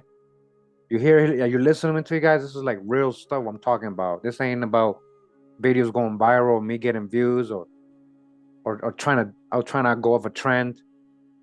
I'm talking real stuff right now. Wake up and activate. Empty your cup, get out of your biases too. Let's be better. So he's saying Alexander von Wutenow got this great collection, and he's showing it, right? A catalog of everything he has. Brilliant photographs taken by several professionals over the years. He is currently the director of the Debunking. And this is a man, and his features are Totonac. They are not Negroid, but they paint them with Chapapote, so it is a warrior who is black. That is also an atavismo because they knew that the Olmecs were black. You say that the Olmec people themselves were black? No, but this one certainly was black. You see, you can't see. And here is the proof for it. It's one of the best proofs I have. This is a figure made that is between the Olmecan period and the Totonacan period, transition period. You guys see this one? Look at his lips. Thick nose, wide nose. And this is an Olmec sculpture. And to be black, they covered it with tar. You see, it's a stone head, but it's covered with this tar. So not only the features and the thick lips come out primitive, but it is made black. This piece was put on the cover of Revista in Mexico in March, and shows you that another colossal Olmec head was found in Mexico, which has not been, in my opinion, I don't know where it is. It's never exhibited. I wonder if they really have excavated it. Of course, you see these There is the item that the people in Tabasco, the Tabasco is one of the provinces here. I mean, one of the states, the state, just as Louisiana is a state. And the people in Tabasco don't want it to disappear from their place to Mexico City. And there are frictions between the Instituto de Antropología and the state, you see. And that's why I don't know if they've done in the state something about it. In any case, it has not been shown up here in Mexico City. But it is 100% Negroid features and 100% Negroid features. That doesn't mean it's African. I wish we could get it out and get the choice of archaeological sites to link all that we have seen together as a single piece. Yo, Mr. Burns know what he's talking about, except for the African part. So, you know, now Van Serma's going to give his opinion of stuff, right? This is one of the most difficult things to do in Mexico. There's a vast amount of confusion, even among the guides who are supposed to have mastered the material in their own area. There's a vast amount of confusion about dates, about the occupation of sites, about the nature of influences, about what the various things we have seen mean. Some of these things cannot yet be explained. Some of these things people can only guess at. But what we are certain of, what we are absolutely certain of, is that the Olmec civilization, which is the mother of all American civilizations, is not a single-stranded civilization. It does not belong to one race. It does not belong to what we conceive of as the Native American who came across the Bering Straits. There obviously were other influences, and among those influences was the African, specifically the Egypto-Nubian of the Mediterranean. Dash the hijack. So, but he said something really, like he's letting you know it's not just one type of people. This is what I've told you guys. I've concluded, like it's not just one. It was like a metropolis. The Olmec, so there's like a metropolis, different people coming together, like people from South America, maybe even other people from all over the world. But this is the origin. They didn't come like this. They didn't. He's trying to say people came and built this stuff, right? And he's trying to say it's African mainly. African. What are you basing that off? Just the looks. Just the looks. Hey, on this, yeah, but this video is very pseudo, man. That's what I'm doing. That's why I'm showing this video. And it's I got this on YouTube. It's not scratched off YouTube. I got this very same video from YouTube. It's still there. We're debunking the Pan-African stuff right now, just in case there's any Pan-Africans just came in the building. We're showing how pseudo his statements, his added false narratives to what they were finding were. Like, you know what I'm saying? How pseudo it was. They're not African. When we look in Von Wuteno's studio, we see quite a number of heads, most of them pre-classic. By pre-classic is meant periods between, say, about 1000 BC, going right down to about 600 BC. This is a significant phase in Olmec civilization. There are several phases of the Olmec. I must deal with phases now, and those of you who are taking notes, please note, because you can get very confused when you see the Olmec appearing in other places in later centuries and becoming mixed up with other peoples. This is some of the things that lead to confusion. We must understand that in the capitals of the Olmec world, in the Olmec morning or the morning of that Olmec world, you have people coming into the site, occupying these sites as early as 1200 BC at La Venta, the holy capital, as early as 1500 BC at San Lorenzo. Those dates have nothing to do with the actual sculptures, the actual monuments, etc. People walk into a site and start to occupy it because they find there is land there, they can plow the fields, they can grow crops, they can eat, etc. They don't just walk in today and tomorrow they start building colossal sculptures and massive ceremonial platforms and pyramids, etc. So when people come into a site has nothing to do with when the flowering, the high point, the climax of the civilization occurs. The Olmecs came into their sites pretty early as 1500 BC at San Lorenzo, as early as 1200 BC at La Venta. You must look carefully at this map and see the diamond points. Those are the capitals. And those diamond points show you where the Olmecs first made their major settlements. Okay. So this is why I'm saying, hey guys, welcome to my channel. You know, if you're new, okay. You're saying, how did they get called the Olmecs? I've gone over this. That's a made-up name, guys, but I've gone over this. Let me see. Olmec, mother, culture, Kurimeo, right? Oops. Oh, it came up anyways. So Olmec, mother culture, Kurimeo. If you search for that on YouTube, you're gonna get my video. Well, you see, part 1 came up right away. Part 1, out of Olmec theory and introduction, mother culture of Mesoamerica, facts versus beliefs. And I also have, I think, 2 other parts. I think I have 3 or 4 parts of this. There's a playlist. You guys will see the playlist, out of Olmec theory. That's what it's called, the out of Olmec theory. Okay.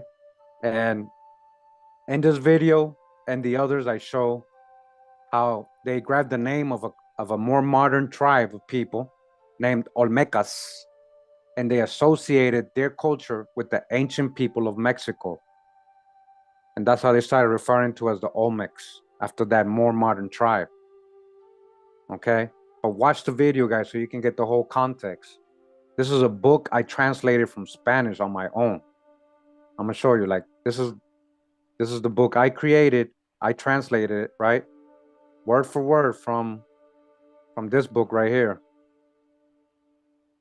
And this is a great book. And we haven't even finished reading this book, you know? I think it's a very important research because it kind of shows you that Olmec is not just one people. There's a lot of influence from different cultures coming together. It was like a metropolis. Okay, just like if you picture New York or major cities today, guys. All right. So who's furious? So, all right. Again, I'm referencing a lot of my videos. I hope you guys actually consider going to watch them if you're asking the questions, especially if you're asking the questions, right? Like, guys, please catch up on my videos. You will not regret it. If you're into history, real history, with actual sources and facts, you're in the right place. Catch up on the videos. They're not old. They're still relevant to you because there's a lot of information you don't know yet. So it's still relevant to you. Catch up. Catch up. It's about priorities. I get it. Some people just, this ain't a priority. So I get it. So if you care, you care. If you don't care, you don't care. You know, that's it. Go back to the Mr. Ivan Van Sertima teaching about the so-called Olmec. So he's going over the basic info that you read on Wikipedia, right? Like this is so in that series, we go outside of that info a little bit, okay? That's why I say go watch it, go check it out. And then we got our ball game videos with the Olmec and the ball, man. That's part 3 of my ball game, man. That's what I'm saying. You can bring a horse to water, but you can't make him drink it. That's what I'm saying. I get it, though. It's all about priorities. So let's continue with Ivan Sertima. Now it is as early as 1858 that Mexicans became aware of these sites.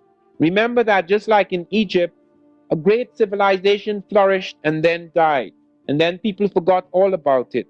The pyramids lay under the sand, the Sphinx lay under the sand.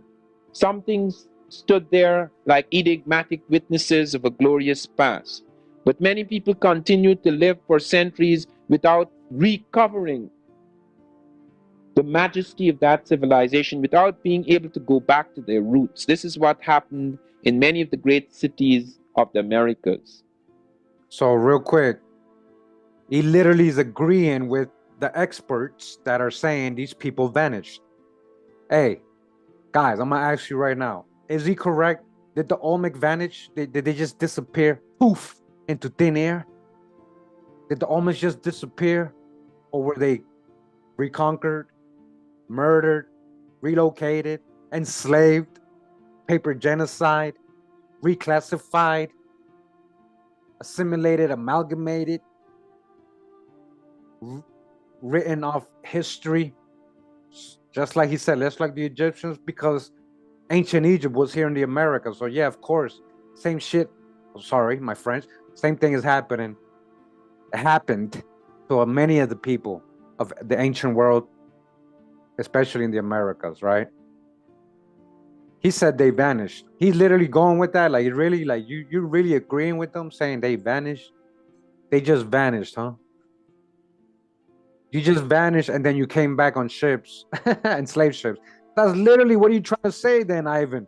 What are you trying to say? Because they're saying that that vanished thing, that vanishment, that when those people vanished was way before Europeans arrived. So what are you trying to say, Ivan? You're saying that the so-called black people of ancient Mexico vanished, right? That's what he's saying, literally, guys. He's agreeing with the people, right? So what happened? So how is there? So you're saying that they came in the slave trade? They came back into slavery? That's what you're saying? Okay, this is what I'm saying. Pay attention to the pseudoness of our master teachers of the 70s, 60s, 80s, 90s. Oh, man. That for a long time, for centuries, a shadow fell upon this world. Something very unusual seemed to happen somewhere around 8900. Some people put it slightly later, but something very unusual happened in America. It may have been some kind of cataclysm. It may have been an epidemic. It may have something happened. What happened? It's funny because he say they vanished, right?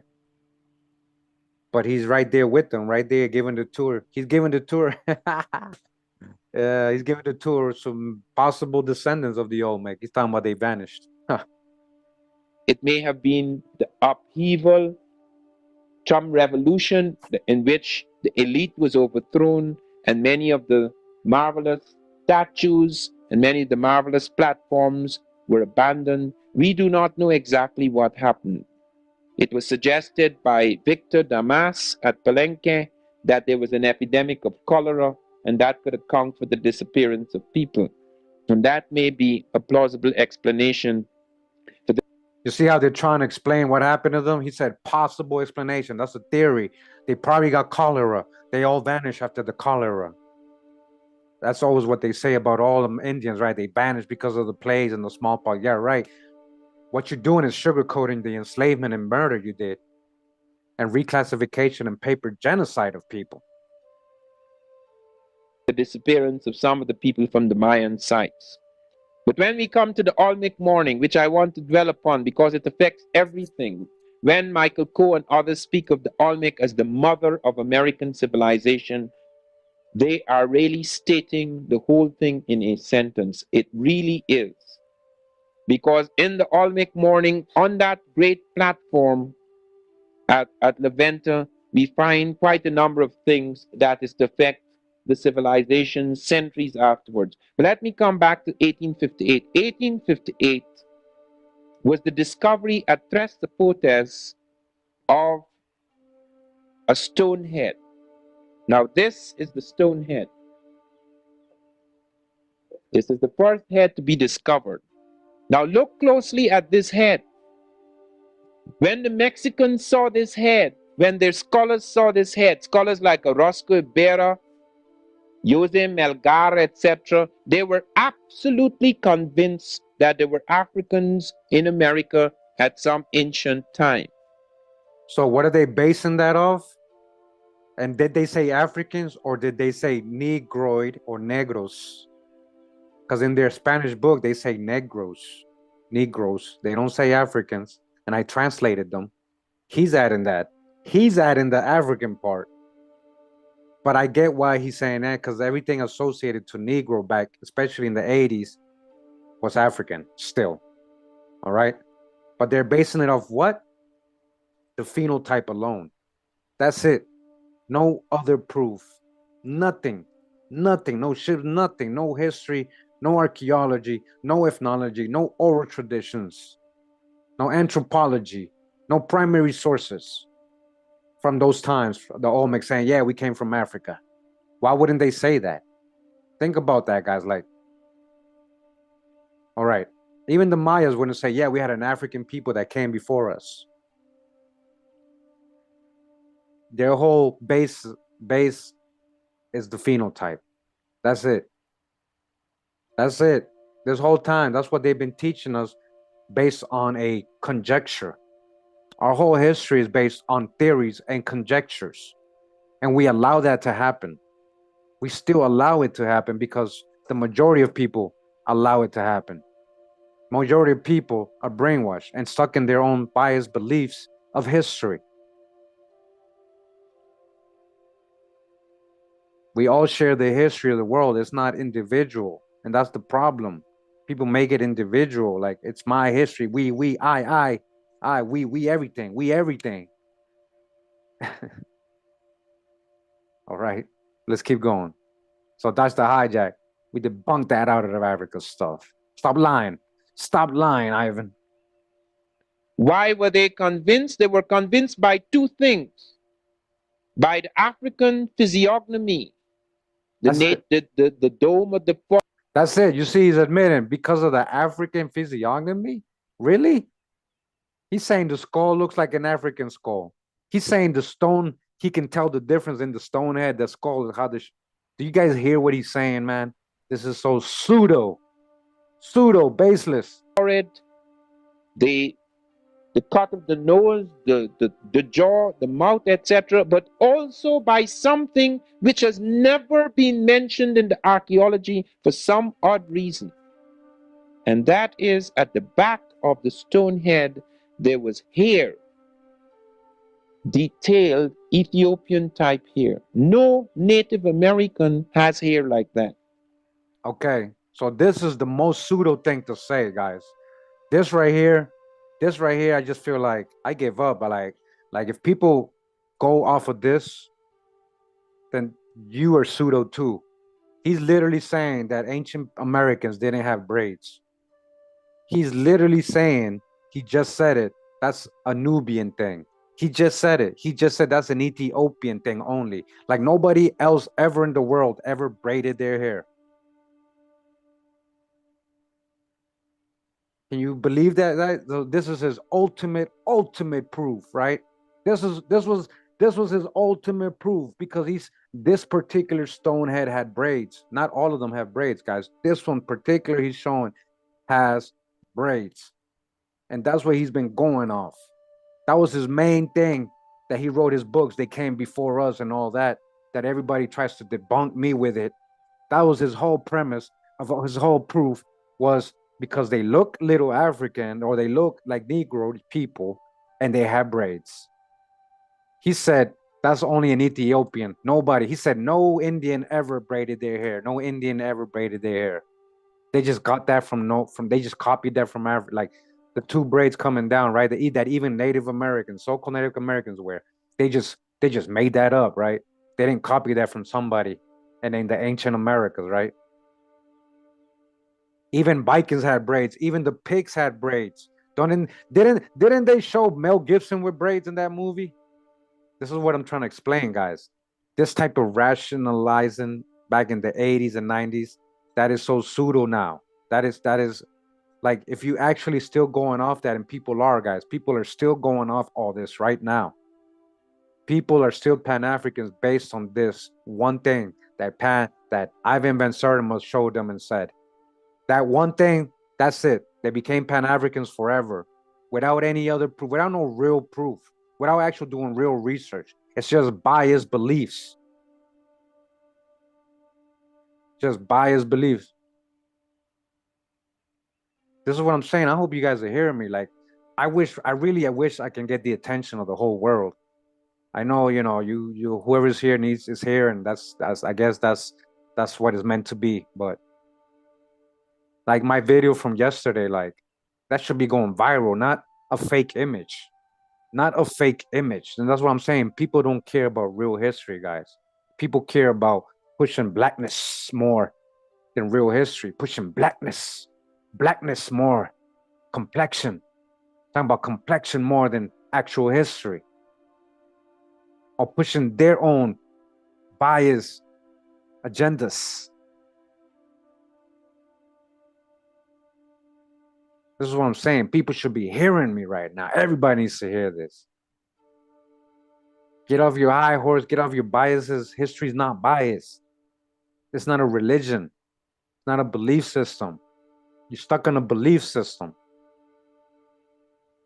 Bobby Babble. Oh man, so bad, man. Like, but look at this. Now let's look at it a different way, right? Look at how amazing this is. They ever tell us Olmecs have braids? Wouldn't that make us think a different way? Like, wait a minute, that looks like how black folks do braids. That looks like how black folks look braids. That would have made us think. See, that's kind of stuff. I get what he's showing, but he's trying to say they're African. He literally did some pseudo. He made a pseudo statement talking about that's an Ethiopian thing only. Ethiopian just meant burnt skin or reddish brown, dark brown, right? Reddish brown. That's what Ethiopian meant. It didn't mean a place. It wasn't a physical place until the 1900s. You guys know that? Ethiopia and India didn't get named until the 1900s. All right.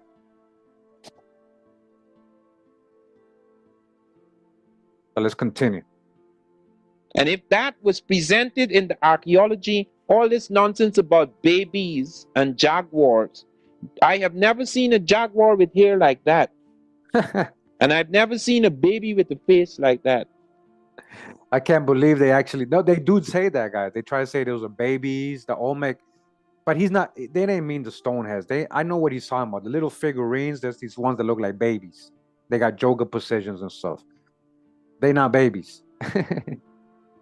And then he's saying the hair, the jaguar, that's a jaguar with hair. That's silly. If they really said that, I never come across that. But if they really said that, that's silly. People had to, just as silly as him saying that's only an African thing or Ethiopian braids. That's just as silly as that. You did the same thing, Ivan. Find explanations for things they found embarrassing. It is similar to the discovery of the great civilization of Ta-Seti, the kingdom rather of Ta-Seti in the Nile Valley, which precedes the Egyptian. The man who found the Ta-Seti teeth seal never said a word about it. He died without saying anything. And it was left to Bruce Williams, who many of us will hear in Atlanta in September. It was left to Bruce Williams, his student, to take it out to the back rooms of the University of Chicago Oriental Institute and present it to the world. They said the reason why they delayed so long is because it took 15 years to put the pieces together. That's a drop right there, though. Right there's drop. All right, you guys hear that? How they were trying to hide these artifacts. So that's a good drop right here. Without all those pieces, the stoneware vessels, etc., the pottery that was found, the stone incense burner at the site of Ta-Seti at Kustal, the site of Kustal, did not need putting together. It was intact from the very beginning. What needed to be put together were their heads. And that was not put together until the head who had a right to put it together died. Thank God. It is absolutely important for us to take a very serious view of this, because we find again and again and again that you have a deliberate effort to wipe out the evidence, to hide it, to explain it away. Why is it that this photograph, even now, I am not permitted to use that until 1985? Because it involves a whole series of things. What? So he's saying maybe copyright stuff. He couldn't even show the image. Is that what he's saying? Till 1985? Imagine that, guys. So imagine how much history was suppressed. Things we don't even know. We didn't experience. Like, I was born in 82, so we didn't experience this whole censorship of like not having access to sources like that, like so much. My people in my age kind of did. We didn't have internet when we were little, like how you guys got access to everything right now, and you still want to be clueless. You still want to waste your time doing other stuff when you got all the info right there, the tool to get the info. But instead, that tool is used against you to make you waste your time and your life when you can use it as a weapon against them. Talking about the internet. But why is it that this head is not among the heads at Villa Hermosa, is not among the heads in the National Geographic or the Smithsonian or any traveling circus of Olmec heads? It is hidden at Tuxtla where nobody goes. It's very important to note that that was the first head found and it had a profound effect. Although it was the only thing found at that time that indicated an African influence. Huh. It was left to the expeditions of 1938 and 1939, expeditions carried out jointly by the Smithsonian Institute, the University of California, and the National Geographic before they found more of these stone heads.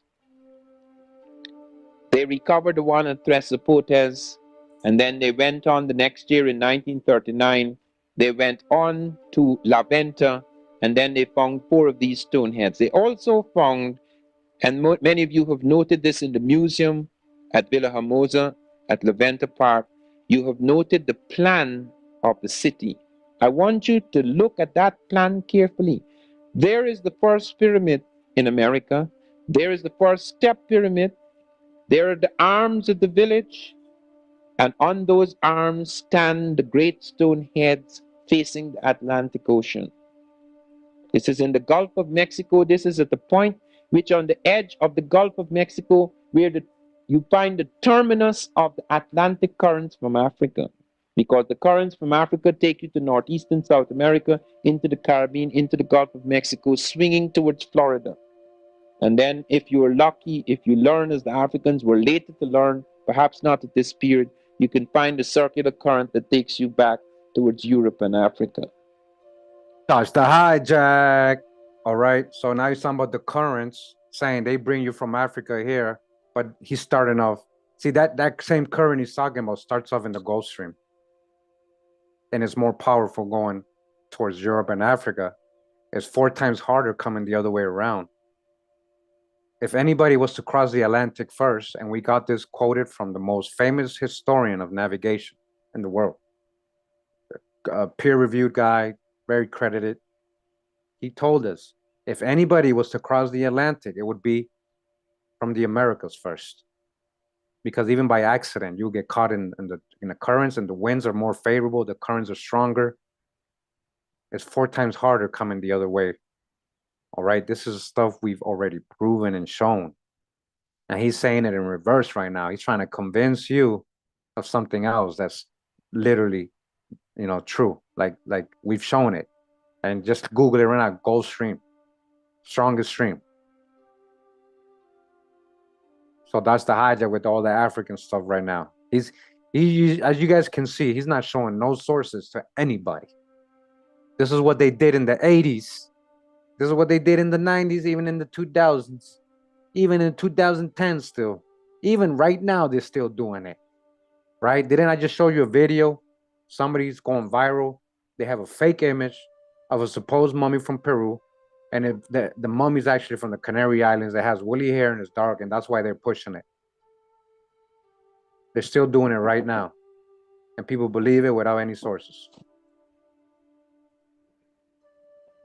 Here at La Venta, they began to see a distinctive art style. Here at La Venta, they began to see something in the faces of the monuments, something in the traits, the cultural traits of the Olmec that was to leave its stamp on later civilizations like the Maya, out in Palenque, out in Monte Alban, out in Mitla, even in the evening, the twilight of the gods at Teotihuacan, out at Tatilco, at Cerro de las Misas, in the Monte Alban phase. All of these are branches coming out of the mother culture, the Olmec. And there's something very distinctive. Here, for the first time at La Venta, are the pyramids. Here, for the very first time, is found the sarcophagus, like in Egypt. Here, for the very first time, are monumental stelae and sculptures of colossal proportions. Here, for the very first time, are the great priest kings. Here, for the very first time, are enormous ceremonial temples. He said first time priest kings. So he's saying all that proves that these people came from somewhere else. That's what he's trying to say, which doesn't prove that we had all that here original to the Americas. Talking about the original Khans. You want to talk about the original priest kings? Come on now. And altars built to the gods. Some things must be said about the stone heads, which you must note. There is one of them that has a tube running from the air out of the mouth, which was featured as an oracle, and it has a flat top which functioned as an altar. This is very important because it is that kind of oracular thing that was found in Egypto-Nubian the period. In order for So he's saying just because he's saying that's the same in his eyes, oh look, it's Egyptian, when ancient Egypt wasn't even over there, guys. So remember, have context. Have context. That doesn't mean anybody came from Africa. You might be seeing in reverse. We might have brought that same culture or ceremonial practices to the rest of the world, which in general is what really happened. Seeing history in reverse. So all this right here is that same Pan-African babble, generalization and conjectures. For the priest kings of the Egyptians to hold the world together, which was being torn apart. The Bible describes Egypt at that time like it describes the great factions and frictions in Egypt at that time. They speak of it as some sort of a torn nation. And in order to pull it together, they had to find once again the power of religion.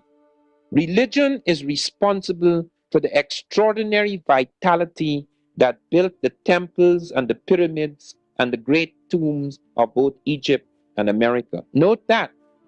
People do not do those extraordinary things. Only giants could do those things. Man becomes a giant when he develops a peculiar kind of focus, when there's a crystallization of his psychic energy. In civilizations that are highly fragmented, that have lost all their certitudes and cannot find again any kind of certitude and focus and power, the tremendous capacity to have the consciousness to operate as a giant is lost.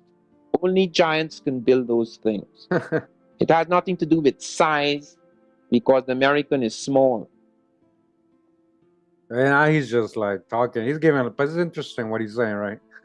in size. It has nothing to do with machines, because the Egyptian machines were crude compared to the machines we have today. It has to do with a peculiar kind of consciousness which made it possible for one to do things so monumental that even we now, with our great machines, cannot attempt. So now he's showing Africa, right? Like the theme park. Hey, is that Prince? What's it called? Cole? Prince Cole, Queen Moo's brother. Remember a jaguar? To do what the Africans did. Africans do. So now he's like, oh, Africans did. So basically, our whole spill was because you're trying to say Africans came and built all that stuff in the Americas. Okay, starts the hijack.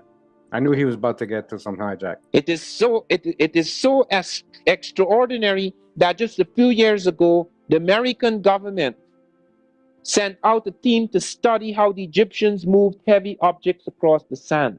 And in spite of all of our technology, when one of the great nuclear things with nuclear reactors were being moved across the deserts at Gary, they used the identical method the ancient Egyptians used. This is the high technology, the 20th century, looking for a method that was the most practical and efficient method for moving a heavy object across the sands. Okay, and where did he get that from? Where did he get ancient Egyptians were doing that? Where is he getting all this from, guys? Why aren't you showing the people the research? And what ancient Egyptians? Because ancient Egypt was here in the Americas. So automatically, I know you making it up, talking about that they moved it over there in the desert. They weren't over there. You're making all this up, man. And you're being exposed in 2025, finally. So you're not dealing here with primitives, in spite of the ancient nature in spite of the time, the prehistoric time of these cultures and civilizations, you're dealing with highly sophisticated people, a state of mind, a consciousness that made it possible for this extraordinary leap to occur. And yes, I agree with that. They were extraordinary people, very intelligent, but you can't conjecture how they did it. You're making all that up. That's you conjecturing, right? Yeah, ancient people of America were very advanced. We went out into the world and civilized the world. Yes, yes, we agree with that. the peculiar thing about the Olmec is that that leap occurs with all the Egyptian elements in it. It had its own native elements. It had its jaguar. The jaguar is not Egyptian. Nobody in Egypt or Nubia has a jaguar that they worship. There's a little cat cult in Nubia, which I noted, but it's not equivalent at all to the great jaguar which prowled the swamps of the Olmec. Why then, suddenly, they start with things which are duplicated nowhere else in the world in such a complex, in such a combination, in such an arbitrary combination? The stelae with the hieroglyphs, the monumental sculpture, the sarcophagus, the pyramids, the step and the true pyramid, and all of. All right, that's where that video ends on the internet, guys. On YouTube, it just ends right there. And if you have the full version, you know, good for you. But I found another little video, right? Another little Pan-African video talking about ancient America, right? I wanted to go ahead and show too, because he says some things that I kind of mentioned to you guys, right? I don't know if it's Malachi York. I'm assuming it's Malachi York or somebody associated to Malachi, or even, you know, whatever those black movements, you know. But here's another little video we're gonna see. And he's gonna start out talking about, and this is the dismount. We're almost done, guys. So he's gonna start talking about the lake of fire, the mythological, you know, lake of fire of the Egyptian gods. He's gonna show you they were talking about the volcano and the lava going into the water. Just like I said about Toph, explaining that he came from a place, a lake of fire. This is what I'm saying, guys. Like overlooking two volcanoes, and it erupted, and he had to leave. Volcanoes ain't in Egypt, all right? They're not over there. So this is what I'm saying. All that debunks all this stuff. Let's go ahead and go into the other video real quick. Lake Victoria, which they call it on Mwanza. This is the legendary lake of fire that they talked about. As you can see here, Atam, as they told the story, the primeval hill Ptah rose up, and Atam, fire rose and set on the hill, and the process of creation came about. Look at the islands in the South Pacific. Fire is begetting life. The raised land. So pyramid, you can find in the etymology of words, pyra means fire. Mid is the mound. The mound of fire is what the Greeks call the pyramid. Even though the Egyptians didn't call it that, it shows you that the Greeks understood the references that the Egyptians made to those structures. The mid, the mound of fire, the pyramid. And so in Mexico City, this was in 1986. Walking through here, one of the guys said that this temple here was designed after the volcano in the background. You can see the volcano in the background. So the pyramids in Mexico took on the same meaning that they had in Kemet, the house of fire, the mound of fire. And it was in the center of the world that Osiris sat on his throne in the judgment of the dead. And it was in the center of this particular place that they developed this called Teotihuacan, which literally means the place or the house where the gods are born. All right. So I'm not, no, we're not praising Wabu. No, I read the whole book. I read the Holy Tablets, the biggest book I've read in my life. All right. That's a lot of hijack and pseudo stuff here. So a lot of true history, what he's saying, right? Look at that. He's saying, look, they compared it to volcanoes. So the ones in Egypt are being mimicking volcanoes, guys. This is what he's trying to tell you. Where's that lake of fire? Nah, we don't, no shout out to the hijacks, bro. No shout out to the hijacks. That's what I'm saying. You guys are kind of stuck on that, following people blindly. Just because what they say is music to your ears. Black, black, black, black, black, black, black, black, right? Or ancient America, like, These people had agendas. These people were high degree Freemasons, man. Like, whatever. But now we ain't doing this to shut him out. Go read any book on Mexico will tell you that Teotihuacan means the house where the gods are born. And not far from that was the lake at Tenochtitlan in which the Aztecs founded their ceremonial center with the same concepts behind the buildings there. The equinoctial lion symbolizing the equator, equinoctial symbols identical in meaning with similar Mayan glyphs in Yucatan. The two lions represent Shu and Tefnut, guardians of the stability of the rising equinoctial sun. Here you can see right here in Uxmal in the governor's palace. Take a picture of this, you can see the lions back to back, or the jaguars. They had no zoo types called lions. So they used the jaguar, the great cats. Again, they put an emphasis on cats like the so-called societies, cults, as the Europeans call them in West Africa, the jaguar societies, the lion societies. All of a sudden you find the same emphasis on the large cats in Mexico. The symbol of Akar, the symbol of the equinoctial rising sun, the symbol of the equator, the symbol of the place where the gods are born. Palenque. Where the gods are born. As in Americas, right? Where are all the Egyptian gods? They're all Westerners coming from the West. Where the gods are born, right? The underworld, the Menti. So he's trying to say, look, it's the same as Africa.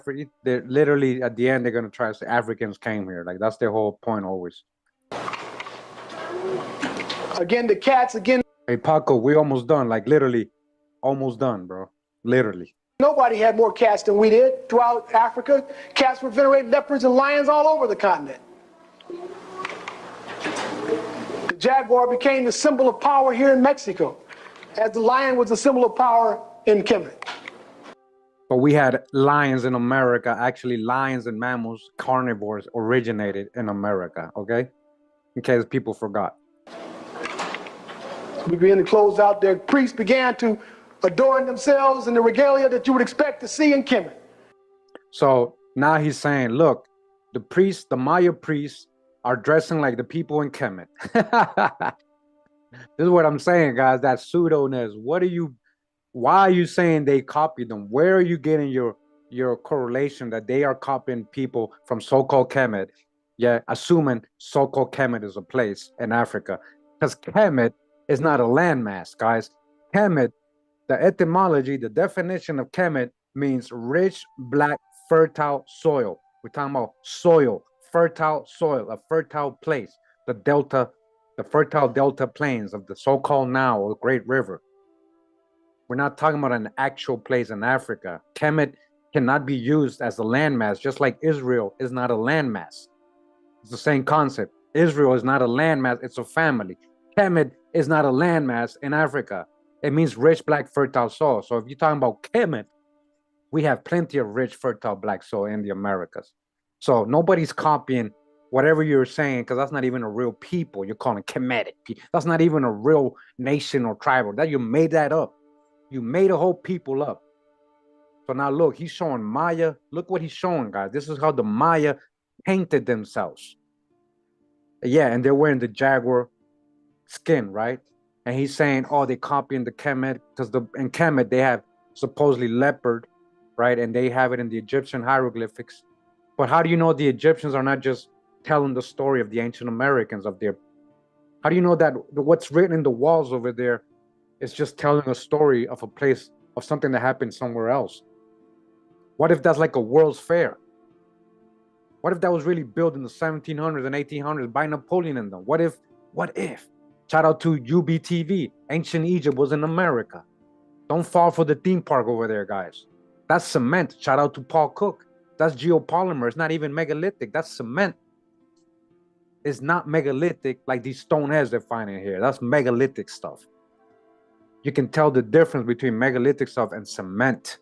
It feels different, guys. Trust me, I felt these stone spears of Costa Rica. It feels different than cement.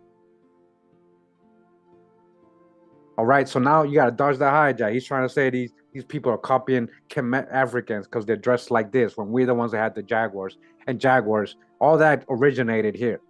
Lions, all that stuff. So what you talking about? As you see the symbol of the serpent, not only on the shield behind him, but the uraeus above his head, and wearing the skin of the jaguar. Looks like a scene right out of the tomb of King Tutankhamun, as he wears the skin of the leopard with the uraeus on his helmet here. So look, he's showing an image of Akhenaten, right? Akhenaten's supposed to be a deity, not a real person in Egyptian mythology. But these were real people. We're breaking this down in a lot of videos, guys. And they're possibly depicting people from ancient America. And they're just retelling the story over there. They put it in the walls as mythology. There is no origin. It's just mythology. Yeah, he might be wearing a jaguar skin instead of a leopard. And he's saying, oh, they're Africans just because they got jaguar skins on, like the Egyptian hieroglyphic show people having. Again, instead of seeing it in reverse, what if they're copying the Americans? Coming from the interior of Africa, the cultural unity of Africa's Diop has emphasized time and time again. All we need to do is read his books. The crooks and the flail, the ostrich feathers, the leopard skin. This is in Uganda, the heart of Africa. So you're trying to say, look, he's comparing a modern dude from Africa, saying, look, he looks like I can pick people from ancient all over the world and say, look, he looks like the ancient Maya. Like, this is reaching. This is reaching, guys. This is what Pan-Africans do. And this is just as bad as the lady sharing the fake image of the mummy from Peru. It's just as bad. Look, that's us. Look. Same thing Pan-Africans do. Ain't no different. You know better than a Pan-African. This is where this stuff is coming from. But they worshiped us as gods. They didn't make fun of us as priests. He said, this is where it's all coming from, Africa. They worship us like us. Where you get that's so biased. That's just Pan-Africanism, Afrocentric views. Biased Afrocentric views with no real research. They're showing you an image of a modern person, and that's their proof. Is that what I showed you guys in this channel? Just images? And when they showed the sun, deformation of the head. Something that's done all over West Africa. Well, made a mistake here, but you can get the point. In fact, look at the earring here, and go back and look at the ear here. So look, he's showing an ancient Maya drawing who looks more Asian than African, right? Either way, he's saying, look, he got earrings, and like wouldn't tribal people all have their own way of putting earrings and deforming the head? That's all over the world. And how do you know they're copying Africans? Just because you're finding modern day Africans like that. So wouldn't the logic be, if you're finding the ancient people like that there in America, and then you're finding a modern person, wouldn't you say, well, he probably came from that, not the other way around? Where's the ancient drawings in West Africa? Where's the temples with the walls showing the same thing, just like in the Americas? Where is that? Nowhere. You're talking about a person. You're showing me a modern person saying, look, so because of that, I'm supposed to say, oh yeah, those are Africans. This person right here in this Maya drawing is an African just because of the head. This is what I'm saying. This is the pseudoness that Pan-Africans were using 70s, 80s, 90s, 2000s, still using today, still going off the same stuff today. They're so behind on research. That's what all you Pan-Africans are still going off. All this pseudo stuff that was taught to us by your master teachers, biased Pan-Africans, possibly paid agents, gatekeeping on purpose, knowing their genealogy has nothing to do with Africans. Come on, man. Identical.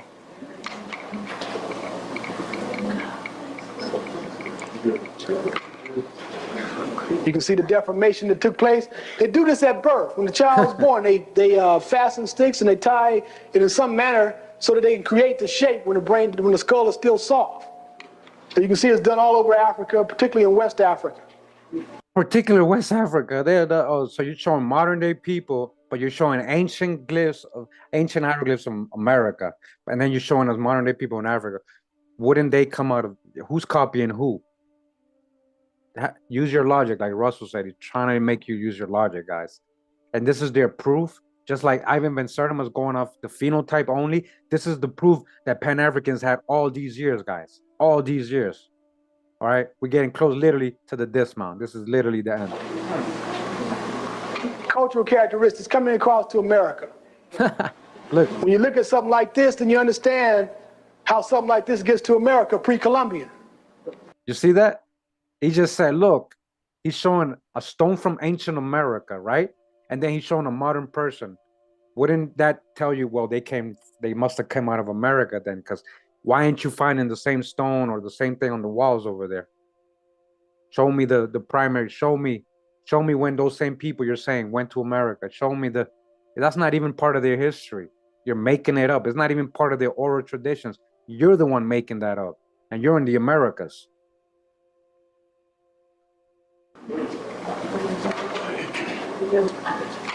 Again, the artists are representing things that they understood, things that they could differentiate from themselves. You can see much of it still here even to this day as you go into the Amazon and you find these things being done that are being done nowhere else but in Africa. So look, because the people in the Amazon have that and people in Africa have, oh no, they're Africans now. But people in Asia wear that too. People in Europe and indigenous Europe wore that too, guys. Indigenous cultures wore these things. It's not exclusive to Africa. Tosh the hijack. All right. Tosh the hijack. Big time. All right. So real quick. Hold on. Oh, wow. Hold on. All right. Oh, wow. Hey, guys, we reached the end. I just wanted to go ahead and, hold on. Let me, go ahead and do like a little podcast today. I might do this weekly. I might grab certain topics and do this weekly. I don't know if you guys enjoyed this. You know, we talked about 3 different things today, and I kind of like the fact that I got to talk and address certain things. So let me know if you like this. I'll do more of these every week, whatever, you know, I want to talk about, because I get a lot of things that I want to clear up sometimes. And, you know, I never do. But I think we got to be better, man. We got to be better. And I hope the people that hit like on that video and made a comment or shared it now think about what I was saying in the beginning about let's not be like the hijack. Let's not share false info. Let's not be biased. Let's not only focus on the complexion thing. That's not real history, man. You know? Okay? So I'm out. I got this bright light in front of me. I'm out. Shout out to everybody that came through in the live chat and everybody that was listening and didn't chat. I see you too. Hey, May Mel, thank you for the donation. I appreciate it. Appreciate you very much. Can you make sure I didn't miss anybody? Hey, Live International, Elsie, welcome to the club. Thank you. Thank you for joining the channel membership. I promise I got a lot of exclusive membership videos coming. I promise you. All right. So let me do the dismount again. Appreciate you guys coming through. Appreciate you guys coming through very much. Thank you for giving me the time. Shabbat Shalom on your Friday. TGIF, guys. Don't you just love it? TGIF. It's Friday. What we gonna do now? Hey, the crew, hit me up. What we gonna do? Yeah. Thanks for joining me, guys. I hope my points were clear today. I try to make 3 big points today. I hope you guys understood them. I hope you guys understood them. Hey, I hope the people in the surf shop liked the presentation. What Power 22? I hope you let them know we were just debunking pseudoness and trying to keep it factual. Yeah. Shabbat Shalom. Shabbat Shalom. Pura vida. Yeah. Hold on. Pura vida, mi gente. Appreciate you guys. Shout out to all the music producers out there.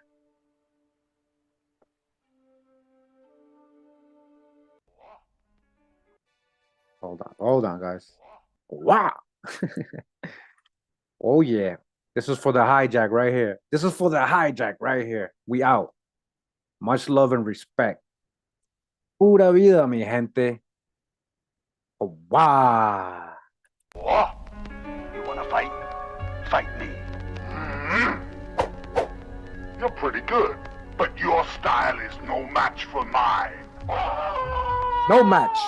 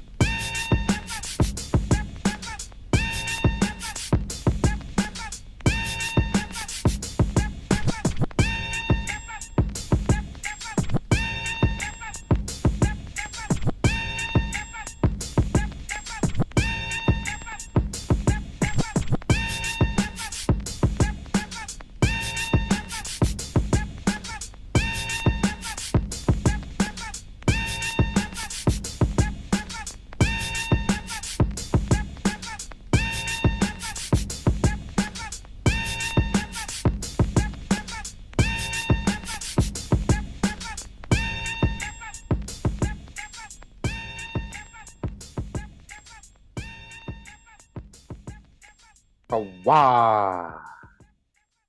Oh, you wanna fight? Fight me.